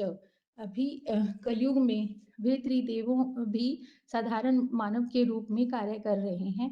ब्रह्मा हीरोइन है और शंकर हीरो पाठधारी है। कृष्ण को हीरोइन और राम हीरो की आत्मा है। दोनों वर्तमान समय में ब्रह्मा और शंकर के रूप में अपना पाठ बजा रहे हैं। ब्रह्मा द्वारा ब्राह्मण धर्म की स्थापना करते हैं तो ढेर सारे ब्रह्मा कुमार कुमारियां तैयार हो जाते हैं। परमपिता परमात्मा देखते हैं कि इन ब्राह्मणों में 2 प्रकार के बच्चे पैदा हो गए हैं। एक रावण, कुंभकर्ण, मेघनाथ जैसे आसुरी ब्राह्मण संप्रदाय और दूसरे विशिष्ट, विश्वामित्र जैसे देवी संप्रदाय के ब्राह्मण। तो 1936-37 से ये कार्य चल रहा है। साकार रथ द्वारा अभी ये दिव्य कर्तव्य चल रहा है। तो परमपिता परमात्मा जो कर्तव्य करते हैं दिव्य, भगवान के लिए कहते हैं कि वो दिव्य बुद्धि विधाता है। तो शंकर को ही बुद्धि का तीसरा नेत्र दिखाते हैं, वही हमको वो बुद्धि का नेत्र दे सकते हैं। तो महादेव के लिए कहते हैं कि वो कालों के पंजे से छुड़ाने वाला महाकाल है, जिसके लिए गीता में भी आया ना, कालो अस्मि 11वें अध्याय के 32वें श्लोक में, कालो अस्मि भी मैं कालों का काल महाकाल हूँ। तो भगवान के लिए कहते हैं पतित पावन। तो पतित पावन सीताराम कहते हैं। तो राम द्वारा पावन बनाने का कार्य चल रहा है। पत्थर बुद्धि को भी वो पारस बुद्धि बना देते हैं, जिसके लिए कहते हैं अहिल्या को भी भगवान ने आकर स्त्री के रूप में बना दिया। मतलब पत्थर रूपी जो पत्थर बन गई थी उसको पारस के समान बना दिया। तो भगवान को ये कहते हैं, भगवान नर को नारायण बनाने वाले हैं। भगवान ही मनुष्य से देवता बनने की पढ़ाई पढ़ाते हैं। जो खुद ऊंचा होगा वही ऊंचा देवता बनाएगा। तो राजयोग के द्वारा यह दैवी पद प्राप्त कर सकते हैं। भगवान शिव मानव तन द्वारा मनुष्य को नारायण के समान बना रहे हैं। तो जीवन रूपी नैया भी हमारी तभी पार लगेगी जब हम उस साकार में आए हुए भगवान को पहचान कर उनकी श्रीमत पर चलेंगे। जिसके लिए कहते हैं ना भक्ति मार्ग में, चंद्रकांत वेदांत जहाज, शंकर चाप जहाज, जय चढ़े उतरे पार नर, बूढ़ी सकल संसार। नानक नाम जहाज भी कहते हैं कि उसके लिए श्लोक भी है, अपि चेतसि पापेभ्यः सर्वेभ्यः पापकृतं सर्वं ज्ञान पल्लवेन एव व्रजिं संतरिष्यसि। अर्थात चाहे सब पापियों से भी पापी क्यों ना हो, ज्ञानी जहाज से निसंदेह सारे ही पाप समुद्र को तैर कर पूरा पार कर जाएगा। माना ज्ञान रूपी नैया का आधार लेने पर सभी पापी भी पार हो जाते हैं। तो कर्मों की गति अति गहन है। कौन सा कर्म करना चाहिए, क्या कर्म नहीं करना चाहिए, ये कोई भी नहीं जानता। तो भगवान ही आकर हमें कर्मों की गति बताते हैं। श्लोक है, कर्मणो ही अपि बोधव्य बोधव्य च विकर्मणा अकर्मणश्च बोधव्य गहना कर्मणो गति। अर्थात कर्मों की गति को जानना चाहिए, विपरीत गति को भी जानना चाहिए और अकर्म को भी जानना चाहिए, क्योंकि कर्मों की गति अति गहन है। तो सुकर्म तब होते हैं जब संगम युग पर ईश्वर भगवान को पहचान कर हम जो कर्म करते हैं वो होते हैं सुकर्म। सतयुग त्रेता में आत्मिक स्थिति में जो कर्म करते हैं वो हो जाते हैं अकर्म। द्वापर कलयुग में देहाभिमान में आकर हम जो कर्म करते हैं उनको कहते हैं विकर्म। तो कर श्लोक है, कर्मणि अकर्मणा यः पश्येत अकर्मणि च कर्मण्य स बुद्धिमान मनुष्येषु स युक्त कृत्सन कर्म कृत। अर्थात जो कर्म में अकर्म को देखता है और जो कर्म त्याग में कर्म देखता है वह मनुष्यों में समझदार है, वह योगी संपूर्ण कर्म करने वाला है। और वही सृष्टि के बीज हैं। उस बीज को ही उस बीज से ही सारे वृक्ष का विस्तार हुआ है।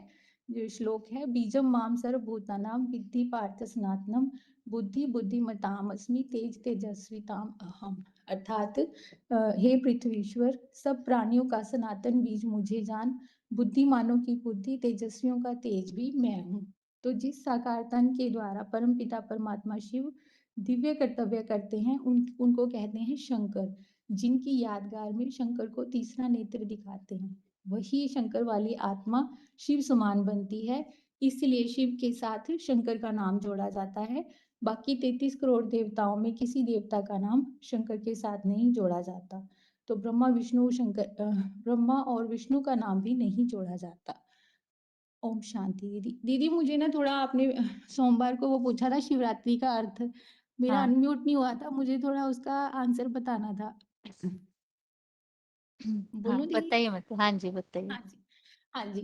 दीदी महाशिवरात्रि मना किसी का भी जन्म चाहे रात में हो चाहे दिन में हो, तो जन्मदिन मनाते हैं। लेकिन शंकर शिवलिंग के लिए मतलब शिवरात्रि क्यों कहते हैं, उनके लिए रात क्यों कहते हैं? तो रात माना मतलब रात को तो सब भटकते हैं, मतलब ठोकरें लगती हैं रात में। तो भगवान आके हमें ये बताते हैं कि मैं सर्वव्यापी नहीं हूँ। तो दुनिया सारी इस अज्ञान अंधकार में डूबी हुई है कि भगवान सर्वव्यापी है। तो अगर हमारे सर्वव्यापी समझेंगे, फिर तो हमारी बुद्धि भटकेगी। जैसे हम रात में ठोकरे खाते हैं, तो भगवान आके बताते हैं कि मैं सर्वव्यापी नहीं हूँ, एक व्यापी हूँ। तो जिस एक व्यापी में होकर आता हूँ, जब उसको पहचानेंगे, याद करेंगे, तभी हमारी बुद्धि है जो एकाग्र होगी, हमें एक ठिकाना मिलेगा और हम ज्ञान तक के अंधकार से निकलकर ज्ञान के सोजरे में आ जाएंगे। इसकी यादगार में हम शिवरात्रि मनाते हैं। वो समय अभी का है जो अब भगवान आके हमको ये इस अज्ञानता की रात से निकालकर ज्ञान के सोजरे में लेकर जाते हैं। इसके लिए हम शिवरात्रि मनाते हैं। ठीक है, ओम शांति। आगे बताइए, अगला फोन अनम्यूट है।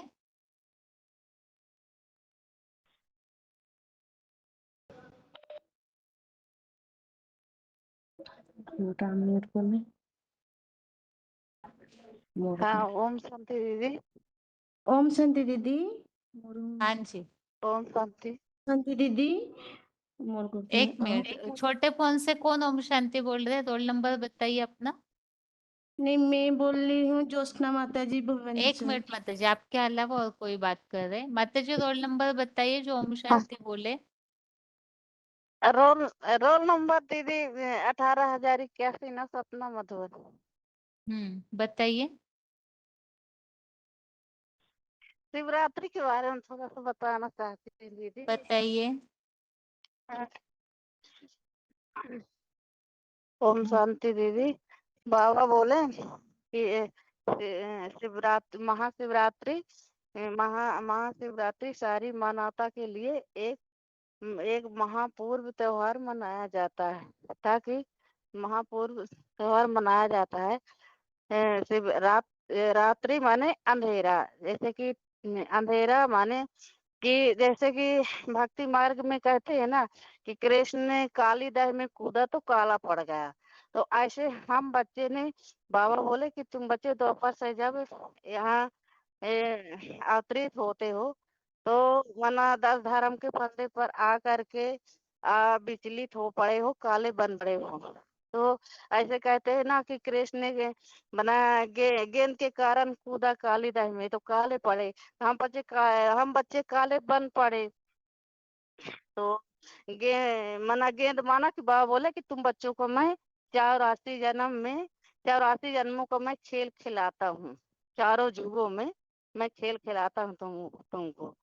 तो जैसे कि सतयुग त्रेता द्वापर कल युग, तो 4 युग होते हैं। तो चारों युग में जैसे कि सतयुग त्रेता हो गया स्वर्ग और द्वापर कल युग हो गया नरक। तो सतयुग में तो सोने जैसी आत्मा रहती है, फिर त्रेता में चांदी जैसे रहती, फिर द्वापर में तांबे जैसी, फिर कलयुग में कलाहीन हो जाता है। तो ऐसे ही रात्रि माने देखना ठीक नहीं होता है। जैसे कि ज्ञान अंधकार में आ करके फिर हर व्यक्ति माना स्वयं को न पहचानता, न परमात्मा को, न अपने लक्ष्य को पहचानता है। इस ज्ञान अंधकार में आकर मनुष्य विकारों के वशीभूत हो करके दुख तथा अशांत होता जा रहा है। कलयुग अंत में ही अज्ञान अंधकार के कारण पापाचार भ्रष्टाचार अति होता जा रहा है। स्वयं परम पिता शिव भगवान साधारण मनुष्य तन में आकर के ज्ञान सूर्य के रूप में अवतरित होते हैं। यदा यदा गीता में आया है ना कि 4 का 7 यदा यदा धर्म से भगवान साका यदा यदा धर्मस्य ग्लानिन भक्त भारत अवुत्थानम अधर्म से तदात्मानं सृजाम्यहम्। मानो भगवान आकर के साकार इसी पतित कलयुगी पुरानी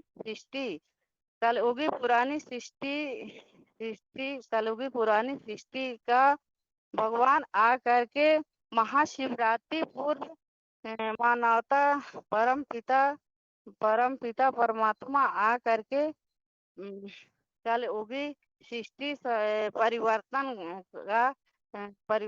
कर रहे हैं। कलयुगी सृष्टि का परिवर्तन कर रहे हैं।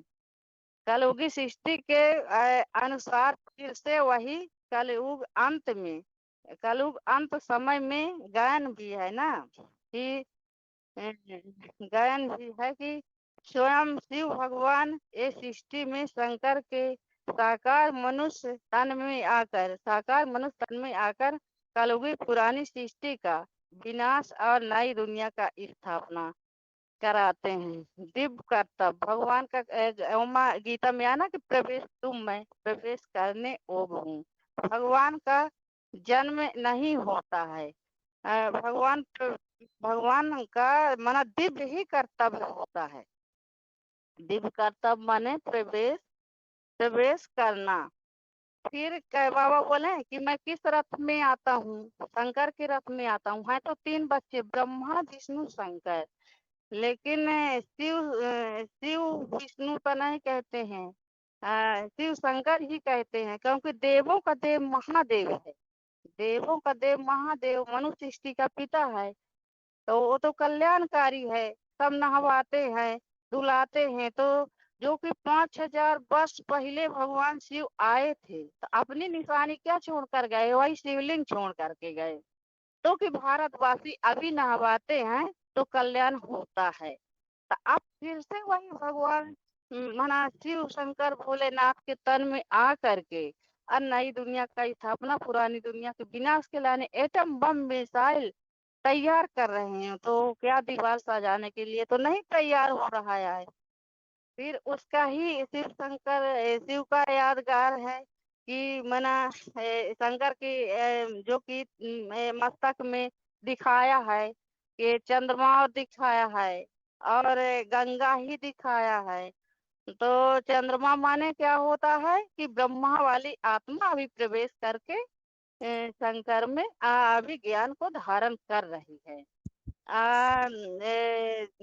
गंगा माने क्या होता है कि कोई चेतन गंगा अभी भगवान के मस्तक पर बैठ करके, उसी का यादगार है। कोई चेतन गंगा है तो यहाँ दिखाया गया पानी की गंगा। तो वो जो 3 पत्तियां चढ़ाया जाता ब्रह्मा विष्णु शंकर की यादगार, जो कि गले में सर्प दिखाया गया है। तो शंकर के गले में सर्प दिखाया गया है। तो वो जो कोई की जैसे कि हम बच्चे जन्म लेते लेते काले बन पड़े, सर्प बन पड़े, तो भगवान के जब गले लिपटते हैं तो भगवान क्या भगा देते हैं? भगवान तो गले ही लगा देते हैं। तो जैसे कि गीता रामायण में कहावत है ना कि जैसे कि चंदन विश्व व्यापक नहीं लिपटे रहे भुजंग न हो, कि चंदन के पेड़ में कितने सर्प लिपटे रहते हैं यहाँ हद में, तो क्या वो खुशबू देना छोड़ देता है? खुशबू देना नहीं छोड़ देता, खुशबू तो वैसे ही रहती है। तो ऐसे कि जैसे कि भगवान के इतना सारा ज्ञान का भंडार है कि सब बच्चों का एकदम ज्ञान से एकदम सुना करके और मलिन ही कर देता है। तो फिर दिखाया है कि मना हाथ में जो सर्प लिपटे हुए दिखाया है, तो वो विकारों का सूचक है। डमरू ही दिखाया गया है कि वो मना भगवान आकर के देवताओं और राक्षसों का दोनों का ही कल्याण करता है। ऐसे यहाँ ही कहते हैं कि अरे भोले भाला, तब भोले है तो अभी तो बना भोला है अभी तुमको कह रहा, फिर भाला बन के बोले कि जाओगी तो जाओगी, नहीं तो हम जवारियां लेके जाऊंगा। तो अब भाला बन के जब भगवान ने तुमको ले जाएगा, तो फिर हाथ में डमरू दिखाया गया, फिर त्रिशूल दिखाया गया, तीन का यादगार ब्रह्मा विष्णु शंकर, फिर कमर में दिखाया गया, कमर में बाघंबर दिखाया गया। तो भगवान जब आकर इस सृष्टि पर ज्ञान की दहाड़ मारता है, ज्ञान की दहाड़ मारता है, तो वही है शेर, माना शेर दिल बन करके भगवान आया तो ज्ञान का दहाड़ मारा शंकर के रथ में। तो ऐसे ही भगवान बोले कि तुम बच्चों बिल्ली जैसे नहीं रहना है, शेर दिल बनकर रहना है। जब शेर दिल बनकर के रहोगे तभी माया की जंजीर से तुम निकल जाओगे। फिर पाए में खड़ाऊ दिखाया गया है, पाए में खड़ाऊ शंकर के दिखाया गया है कि वना यहाँ कहते हैं ना कि अरे जिस जिस रास्ते पर भगवान निकलता है तो उससे धूल ही अमृत हो जाती है। तो उसकी धूल मना ज्ञान का अमृत, भगवान आकर के ज्ञान का अमृत पिला रहा है, ज्ञान जल से नहवा रहा है। ये कहते हैं ना कि सत्य सनातन सत्य रचने आया शिव भोला भगवान। अब तो जाग जाग रहे इंसान, भगवान सारी दुनिया का जगाने आया है, ज्ञान जल से नहवाने आया है। तो भी भगवान है वो, जैसे गीता में आया ना कि एदा एदा धर्मस्य ग्लानिन भक्त भारत अभुत्थानम धर्मस्य तदात्मानम। फिर है ना और ये अब जानन्ति एक ही श्लोक, अब जानन्ति मामोरा मनुष्य प्राणी मस्तितम परम भावम मुक्त भाव महेश्वरम। साधारण तन में आकर के भगवान यहाँ सबको सुख शांति का प्राप्ति कर रहा है, तो भी मूढ़मती लोग पहचान ही नहीं पाते हैं भगवान को। भगवान को ही कहते हैं कि भगवान तो सर्वव्यापी है, हमारे आत्मा में ही परमात्मा है। जो हमारे आत्मा में ही परमात्मा होता तो हमारी भी पूजा ना होती, हमारी पूजा नहीं होती है। भगवान बोले कि चढ़े तो अमृत रस चखे, गिरे तो चकनाचूर हुए। भगवान भगवान तो अभी चढ़ते कला, अभी संगम हुए भगवान आकर के हमको मना क्षीर ये विषय सागर से क्षीर सागर में पहुंचा रहा है। तो यहाँ तो अरे वो तो झूठा भगवान है, तुम्हारा भगवान झूठा है। हम कहा देख करके देखो ना कि हमारे विद्यालय में क्या हो रहा है, कैसे ही पढ़ाई हो रही है। भगवान आध्यात्मिक ईश्वरी विश्वविद्यालय से हम आए हैं। तो आध्यात्मिक माने क्या होता, आत्मा के अंदर का ज्ञान। भगवान आकर के मना 84 जन्म का भाग बनाए रहा है, आत्मा के अंदर मना जो हमारी आत्मा है, आपके अंदर से को बोल रहा है। तो बोले कि हम बोल रहे हैं, हम कौन, हम माने आत्मा, आपके अंदर से आत्मा बोल रही नहीं। वो बोले कि अरे नहीं परमात्मा बोल रहा, हम कहते परमात्मा बोल रहा तो आपकी पूजा क्यों नहीं होती है। फिर भगवान बोले कि देखो मना दाने खाक में मिलके गुले गुलजार बनते हैं। तो बाबा बोले कि हम देखेंगे कौन गुले गुलजार बनते हैं। जो बच्चे हिम्मत करेंगे और भगवान के श्रीमत पर चलेंगे तो वही गुले गुलजार बनते हैं ना। फिर रिकॉर्ड बजा उड़ जाए पंछी देश देश बेगाना है। भगवान कहा थे कि अरे ये बच्चे कहते हैं बाबा ये पतुत दुनिया से हमको पावन दुनिया में ले चलो, माना ज्ञान की दुनिया में ले चलो। अब भगवान आकर ज्ञान का शंख बजाया तो ज्ञान का शंख बजा तो सारी दुनिया तो सो रही है। जो सोवे वो यहाँ भक्ति मार्ग में कहते हैं ना कि अरे जो सोवे वो खोवे और जो जागे तो पावे। अभी भगवान सारे विषय सागर का जगाए रहा है। मंदिर में घंटा ही बजाते हैं, कहते हैं कि हम खुद के भगवान को जगाते हैं और भगवान नहीं जगाता है।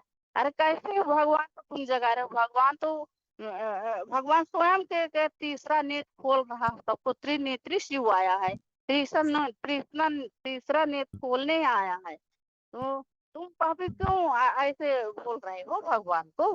भगवान ऐसा थोड़ी भगवान को तुम जगा पाओगे, भगवान तुमको खुद के जगाने आया। हर हर बोले बम बम बोले कहते हो तो बम कब फूटेगा, जब मना जैसे कि बच्चे पढ़ाई बिगड़ पढ़े तो ना कोई एसपी बन सकता, ना कलेक्टर बन सकता, यदि ना देवी देवता बन सकता। अभी तो भगवान आकर के देवी देवता बनने की पढ़ाई पढ़ा रहा है। देखिए कि इस संसार में एक स्कूल में तो एक स्कूल में अनेकों टीचर रहते हैं, लेकिन आध्यात्मिक माने क्या होता है कि आध्यात्मिक ईश्वरी विश्वविद्यालय, किसके विद्यालय में एक ही टीचर आके हमको नर से नारायण, नारी से लक्ष्मी बनाने का प्राप्त कर रहा है। जैसे कहते हैं ना, ये गीता में आया है कि हे अर्जुन, जो तू कुछ पढ़ा लिखा हो तो कोरा कागज बन जा, तू एक रास्ते के अपनाओ, मन सब धर्मान परित्याज्य मामेकम शरणम व्रज। मन एक रास्ते पर आओगे, एक रास्ते पर आओगे तुम्हारी सदगति होगी, और 10 रास्ते पर जाओगे तो तुम्हारी सदगति नहीं होगी। जैसे कि आज तक कोई ये संसार में राजा बनने की पढ़ाई तो नहीं पढ़ाया। जैसे डॉक्टर है तो डॉक्टरी बनने की पढ़ाई पढ़ा रहा, मास्टर है तो मास्टरी बनने की पढ़ाई पढ़ा रहा है, लेकिन ये देवता बनने की, राजा बनने की तो आज तक कोई नहीं पढ़ाया। तो सब लोग तो कहते अरे हाँ बात तो सही है, आज तक राजा बनने की पढ़ाई कोई नहीं पढ़ाया। तो हम कहें कि तो भगवान आकर के देवों का देव महादेव आप गाते भी हैं लेकिन जानते नहीं हैं। तो वही आकर के मना राजाओं को राजगद्दी देने। रामायण में आया है ना कि जब जब हो धर्म की हानि, जब जब बढ़े असुर अभिमानी, मना जब जब हो धर्म की हानि, जब जब बढ़े असुर अभिमानी, तब तब मुझको यहाँ ये सृष्टि पर अवतरण लेना पड़ता है। जब जब मैं आ करके इस मना सृष्टि का परिवर्तन करता हूँ, कैसे करता हूँ? कहते हैं कि यारो ये सृष्टि पलट जाएगी, कैसे ही पलट जाएगी ये सृष्टि? ऐसे नहीं, सृष्टि पलटती नहीं है, प्रकृति ही बल देता है, मना प्रकृति ही बल देता है। तो कैसे प्रकृति बल देता है कि ये मनुष्य के द्वारा, मना सतगुरु द्वारा सदगति और मनुष्य द्वारा दुर्गति, मनुष्य ही तो दुर्गति ला करके सारे विषय सागर को मना भ्रमित करता है। गुरु पंडित ने जैसे कि कहते हैं कि अरे हम तो गीता को मानते हैं, भागवत को मानते हैं, तो कहाँ से कहो किसकी लिखी गीता भागवत मानते हो? तो वो तो द्वापर की लिखी गीता, पहले आज में तो मना रामकृष्ण वाली तो गीता भागवत लिखी ना, तो पहले तो मना गीता भागवत सात्विक थी, लेकिन अब सात्विक नहीं है। अब तो अपने मत मातांतर धंधा के लिए ये आप काम कर रहे हैं, ना गुरु ना पंडित। तो यहाँ गीता भागवत लिखा कब? अभी तो भगवान आकर के अपने मुख से गीता ज्ञान सुना रहा है, ज्ञान जल से नहवाए रहा है। कैसे? हमारे शरीर को नहीं, हमारे आत्मा को नहवाए रहा। जैसे गंगा में जाते तो कहते हैं अरे हम गंगा में गए थे, तो वहाँ कहा है कि गंगा में बैठ करके नहाए आए तो हम पावन बन गए। कैसे पावन बन गए? वो तुम्हारा मन कंट्रोल में आया, आपका मन कंट्रोल में तो नहीं आया।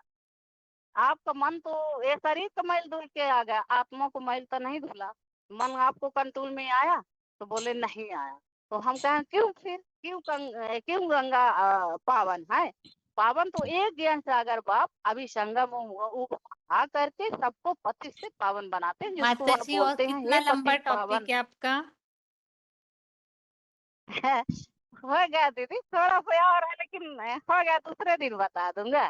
ठीक, आगे बताइए। हाँ ओम शांति हेलो दीदी। हाँ हेलो जी, हाँ जी। हाँ जी, आज हमारा टॉपिक है शिव शंकर। इस शिव शंकर टॉपिक में देखेंगे कि जो शिव शंकर को एक कैसे कर दिया, ये मान्यता संसार में कैसे फैल गया।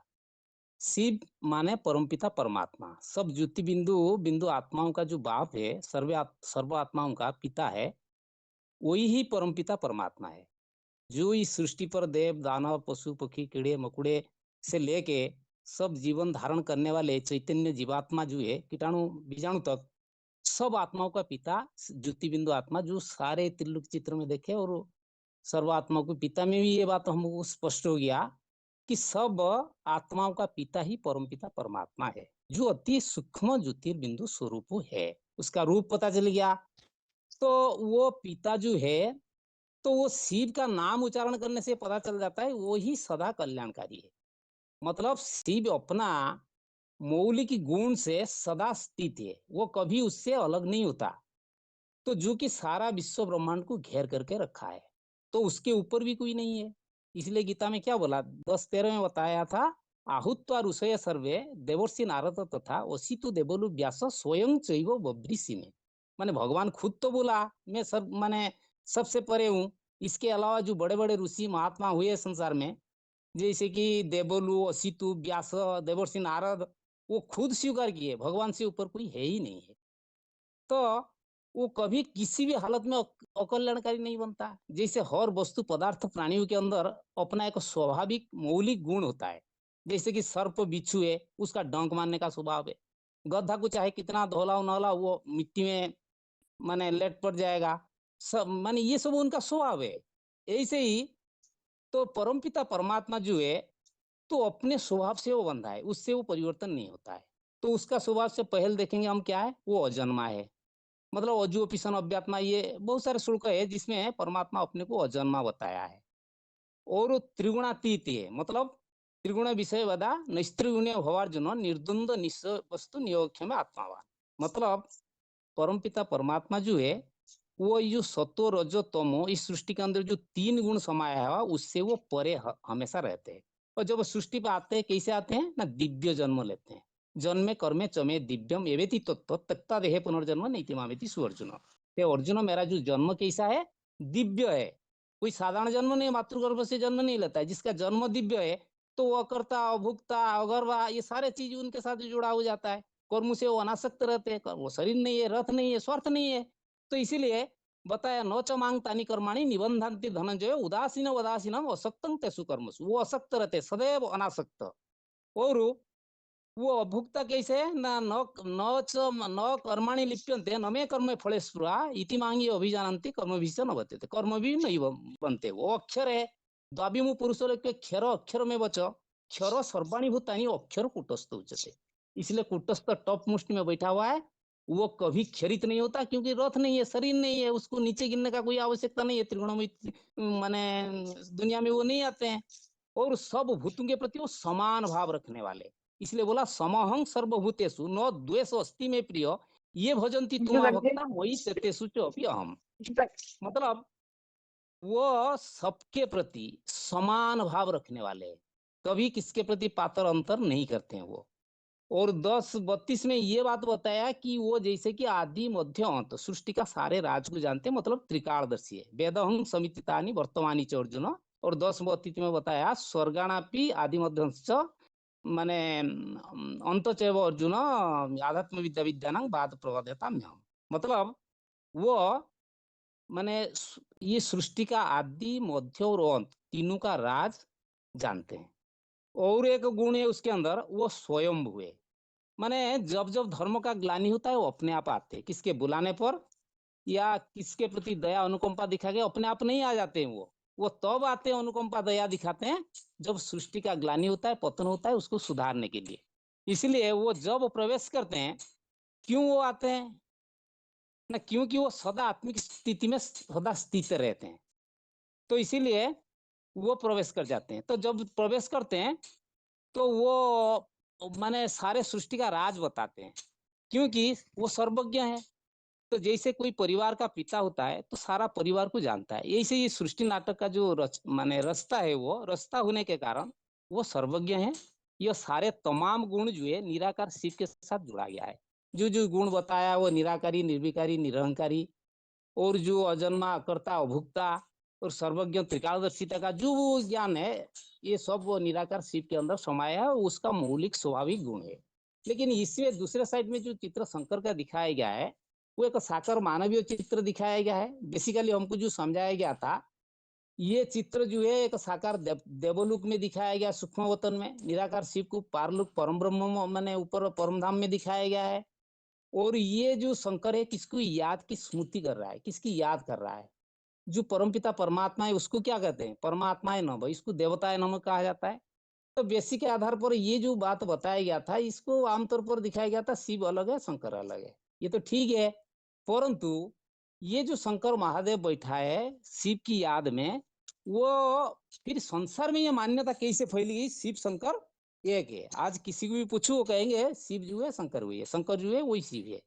ये सारे तमाम गुण जो निराकार के अंदर है, शिव के साथ जो चीज दिखाया गया, उसका माने अध्यक्षता में ये सृष्टि परिवर्तन जब होती है तो वो सृष्टि के अंदर ऐसे कोई बीज रूप आत्मा निकलती है जो शिव का डायरेक्शन पर अपने को पूरा शिव समान बना लेता है। वो प्रक्रिया जब चलता है, गुप्त में चलता है, वो तो बाद में पता चलता है संसार को। तो पहले तो इसको सहज में कोई ये समझ नहीं पाता है। तमाम टाइटल गुण होना ना होना ये पता कब पड़ता है जब कोई भी आत्मा साकार सृष्टि पर साकार शरीर के द्वारा एक्ट करता है, अभिनय करता है, तब स्मृति यादगार महिमा समाज में फैलता है, व्यापृत हो जाता है, व्यापक हो जाता है। तब जाके इतिहास बनती है, कथा कहानी बनती है। आजकल जो हिस्ट्री है, जो कथा कहानी लिखी हुई है, उसका समय के साथ भी प्रमाण है। तो सबसे ज्यादा स्मृति यादगार स्मारक महिमा भगवान का ही विश्व भर में बनी हुई है, हर धर्म के अंदर बनी हुई है। तो उसके आधार पर देखने में पता चलता है साकार भगवान का चरित्र किसी तन में प्ले होता है। वो निराकार जो शिव ज्योति बिंदु, वो तो सदैव निराकार है, उसका नाम नहीं बदलता है, उसका रूप भी नहीं बदलता है। मतलब निराकार शिव का साकार चरित्र कौन है, निराकार शिव का बायोडाटा कौन है, जिसका प्रकृष्ट रूप शिवरात्रि के रूप में मनाया जाता है। तो वो शिव जयंती के रूप में जिसका जन्म जयंती या रात्रि मानव इतिहास में एक क्रांतिकारी जुगांतकारी परिवर्तन लाता है। तो इस मनुष्य लोक में वो कौन है जो प्रैक्टिकल जीवन धारण करते हुए आत्मा सु परमात्मा क्षर सु अक्षर टाइटल को धारण कर लेता है। 33 करोड़ देवात्माओं में, ऐसे तो देवात्मा में विशेष रूप से जो 3 देव दिखाया गया ब्रह्मा विष्णु शंकर, उसमें कौन एक है जो देव देव महादेव का टाइटल धारण करता है, जो 3 लोक का महान ईश्वर तथा मास्टर त्रिकालदर्शी बन जाता है। वो है जिसको 15-17 में बताया था, उत्तम पुरुषत्व अन्य परमात्मा इति उदात ये लोकत्र आविश्य विभर्त अव्ययीश्वर। तो महादेव शंकर सनत कुमार युगीश्वर इसका टाइटल लिया है। तो वो देव देव महादेव है, देव ब्रह्मा देव विष्णु और कोई शिव समान नहीं बन पाते। जो शिव का तमाम मौलिक गुण है, सारे गुण शंकर महादेव पुरुषार्थ के आधार पर प्रैक्टिकल जीवन में उतार लेता है। और साकार भगवान का निराकारी निर्विकारी निरहंकारी स्वरूप में ये सृष्टि पर अभिनय करके शिव का चरित्र को, गुण को, महत्व को, उसका विशेषता को, उसका पारदर्शिता को, उसका कार्य कुशलता को ये सार्वजनीन करता है। तो तमाम विश्व धर्म में यादगार स्मृति बन जाता है। जैसे इस्लाम में क्या कहते हैं, इस्लाम में कहते हैं आदम, और क्रिश्चियन में कहते हैं एडम, और जैनियों ने क्या कहते हैं आदिनाथ, और हमारा हिंदू में ये भी प्रसिद्ध है तुमादिदेव पुरुषो पुराण। तो ये जो टाइटल है ये सारे बात ये प्रूव कर देता है कि ये एक ही व्यक्तित्व है, एक ही पर्सनालिटी। ये सारे शब्द एक आदम का चरित्र को भी दर्शाता है। जैसे मुसलमान लोग भी कहते हैं कि उनका जखीरा है आदम को खुदा मत को, आदम खुदा नहीं है, लेकिन खुदा की नूर से आदम जुदा नहीं है। खुदा तो वास्तविक शिव है, परंतु शंकर शिव समान बनने का टाइटल धारण करती है। ये मान्यता संसार में सच्चाई को प्रूव करता है। अमोघ वीर्य एक बहुत बड़ा टाइटल है। शिव तो सदा अनासक्त है, वो सदा तो पूर्ण है, परिपूर्ण है, उसमें तो क्षर होने का सवाल नहीं उठता। लेकिन ये जो बताया तुम्हेक्षर परम वेदितव्यम तुमस्य विश्वस्य परम निधानम बेटा ना, तुम्हेक्षर परम वेदितव्यम तुम्हें शाश्वत धर्म गुप्ता सनातन से तुम पुरुषों में तुम्हें, माने सनातन पुरुष शंकर महादेव ही है, अच्युत अमोघ वीर्य है, जिन्होंने कामदेव को भस्म किए थे। माने मधु नामक दैत्य जो शास्त्र में दिखाया गया, जो नारकीय दुनिया का निर्माता है, कामांध बना के मानव आत्मा को, समस्त जीवात्मा को रौरव नरक में डालता था। सारे चूर डकायत का जो मुखिया था उसको मारना, खत्म करना, जो ये कार्य सारा सृष्टि में सबसे दिव्य और अनोखा कार्य है, जो कोई भी मनुष्य समर्थ नहीं थे। आज तक कितने साधु सन्यासी महात्मा गुरु लोग चले गए, कितना धर्मात्मा आ गए, सब मनुष्य मात्र इसी दलदल में फंस जाते हैं। तमाम गीता ज्ञान का सार तत्व जो अर्जुन को दिया गया वो था काम विकार पर आधारित। तो तमाम युद्ध, हिंसा, रक्तपात, सामाजिक व्यक्तिगत जीवन का जो यही विकार, यही विषय सागर का भौतिकतावाद में फंसा दिया मानव को। तमाम कथा कहानी नाटक गल्प उपन्यास पोथी पुराण वेद यज्ञ तप दान पुण्य ये सब भित्तिभूमि निर्माण हुआ इस काम विकार के आधार पर। इसी काम विकार की कुकृत्य का निर्माण हुआ ये सब। इसको फॉलो करते करते मानव नष्ट आत्मा, नष्ट बुद्धि बन गया। तो साकार निराकार जब सामान्य बने समन्वय होता है तो अब वो अमोघ वीर्य बनता है। शिव को निराकारी निर्विकारी निरहंकारी भाव को ये अनासक्त महादेव शंकर अपने अंदर डाल लेता है। तो जिसको बताया नैव किंचित करूम इति युक्त मन्यते ततुविद पश्यम शृणुम स्पुष्म जिग्नम असनम गच्छम स्वप्नम ससजनम प्रवर्तन विसर्जन गृणम उम्निसम निम्निसम अपि इंद्रियाणि इंद्रियार्थेषु वर्तते इति धारयन्। पूरा एक साकार शरीर में स्थित होकर सारे कर्म करते हुए पूरा अनासक्त भाव को शंकर महादेव समा लेता है अपने अंदर। सर्वकर्माणि मनसा संन्यस्य सुखम वंशी नव द्वारे पूरे देही नैव कुर्वन् कार्य। यही से एक मूर्तिमंत शंकर महादेव द्वारा संपन्न होता है, जो जगत का सबसे बड़ा परमेश्वर का टाइटल धारण कर लेता है। परम ब्रह्म परम धामम पवित्र परम भगवान पुरुष शाश्वतम दिव्यम आदिदेवम अजम विभु। वही आदिदेव ही सारा जड़ चेतन जगत का पिता, शिक्षक और गुरु बन जाता है। जिसको बताया पितामहमस्य जगतो माता धाता पितामह वेद पवित्र ओंकार रुक्षाम जजुरेव च। तो वो चार वेदों का भी माने ज्ञानता बन जाता है। अक्षर ब्रह्म परम स्वभाव आध्यात्म उच्चते भूत भाव भवभूत करू विसर्ग कर्म संगीत यो माम अजम अनादिम च व्यतिलुको महेश्वर असमूढ़ समर्थ सर्व पाप प्रमुच्यते। सबका पाप नाशक पतित पावन बन जाता है। और वो सबसे पुरातन पुरुष जो बता दिया। और 11-19 में अनादि मध्यांत अनंत वीर्यम अनंत वीर्य शशि सूर्य नेत्रम पश्यामि त्वा सर्वत्र हताश वक्त्रतम सोते जैसा विश्व इदम तपतम। और अहम आत्मा गुड़ाकेश सर्वभूता स्थित अहम आदिश्च मध्यश्च भूतानाम अंतएवश्च अनेक बाहुगर पत्र नेत्रम कालोस्मि लुक क्षय कृत प्रवृत्त। माने ये एक बहुत बड़ा टाइटल है। वो कालू का काल महाकाल है। कैसे ना, जिससे फिर सृष्टि पुनर्निर्माण होता है।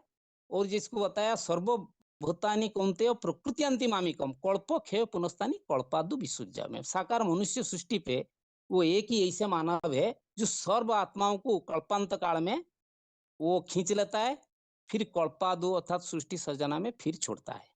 ये भी बात बताया मृत्यु सर्व हरश्च हम उद्भवश्च भविष्यताम कीर्ति श्रीवाक्य नारिणां सुतिर्मेधा धुति क्षमा बीजमांग सर्वभूतानां। ये भी बात है। और ममयुनि महत ब्रह्म यस्मिन् गर्भ ददाम्यम संभव सर्वभूतानि ततु भवति भारत। तो ये सारे बात से ये प्रमाण होता है कि निराकार शिव का संपूर्ण टाइटल को महादेव शंकर इस साकार सृष्टि में धारण करके साकार भगवान के रूप में पाठ बजाए। भगवान पाठ जानने का हमारा ये सबसे बड़ी चीज है, दो बाप की पहचान। निराकार बिंदु बिंदु आत्मा का बाप शिव सुप्रीम सोल है और साकार मानवीय सृष्टि का पिता है महादेव शंकर। तो ये दोनों अलग होते हुए भी जब पुरुषार्थ के आधार पर एक ही मनुष्य जन्म लेता है संसार में, वो महादेव टाइटल को धारण कर लेता है। शिव का टाइटल है। इस शिव का संपूर्ण टाइटल को शंकर अपने अंदर धारण करके सृष्टि में जीता जागता भगवान का पाठ बजाता है। तो ये बाप की पहचान ही सबसे बड़ी पहचान है। इसका पहचान बगैर इस पाप संसार में ये दुख दरिया से पति दुनिया से पार पाना बहुत बड़ा मुश्किल है। कोई भी पार नहीं पाएगा। इसलिए पहले ये दोनों बाप की पहचान ये शिव शंकर चित्र से हमको माने ये हाँ शिव और शंकर चित्र का जो माने पार्थक्य फर्क है इससे हमको पता चला है। और तो बहुत चीज है। चलो ओम शांति।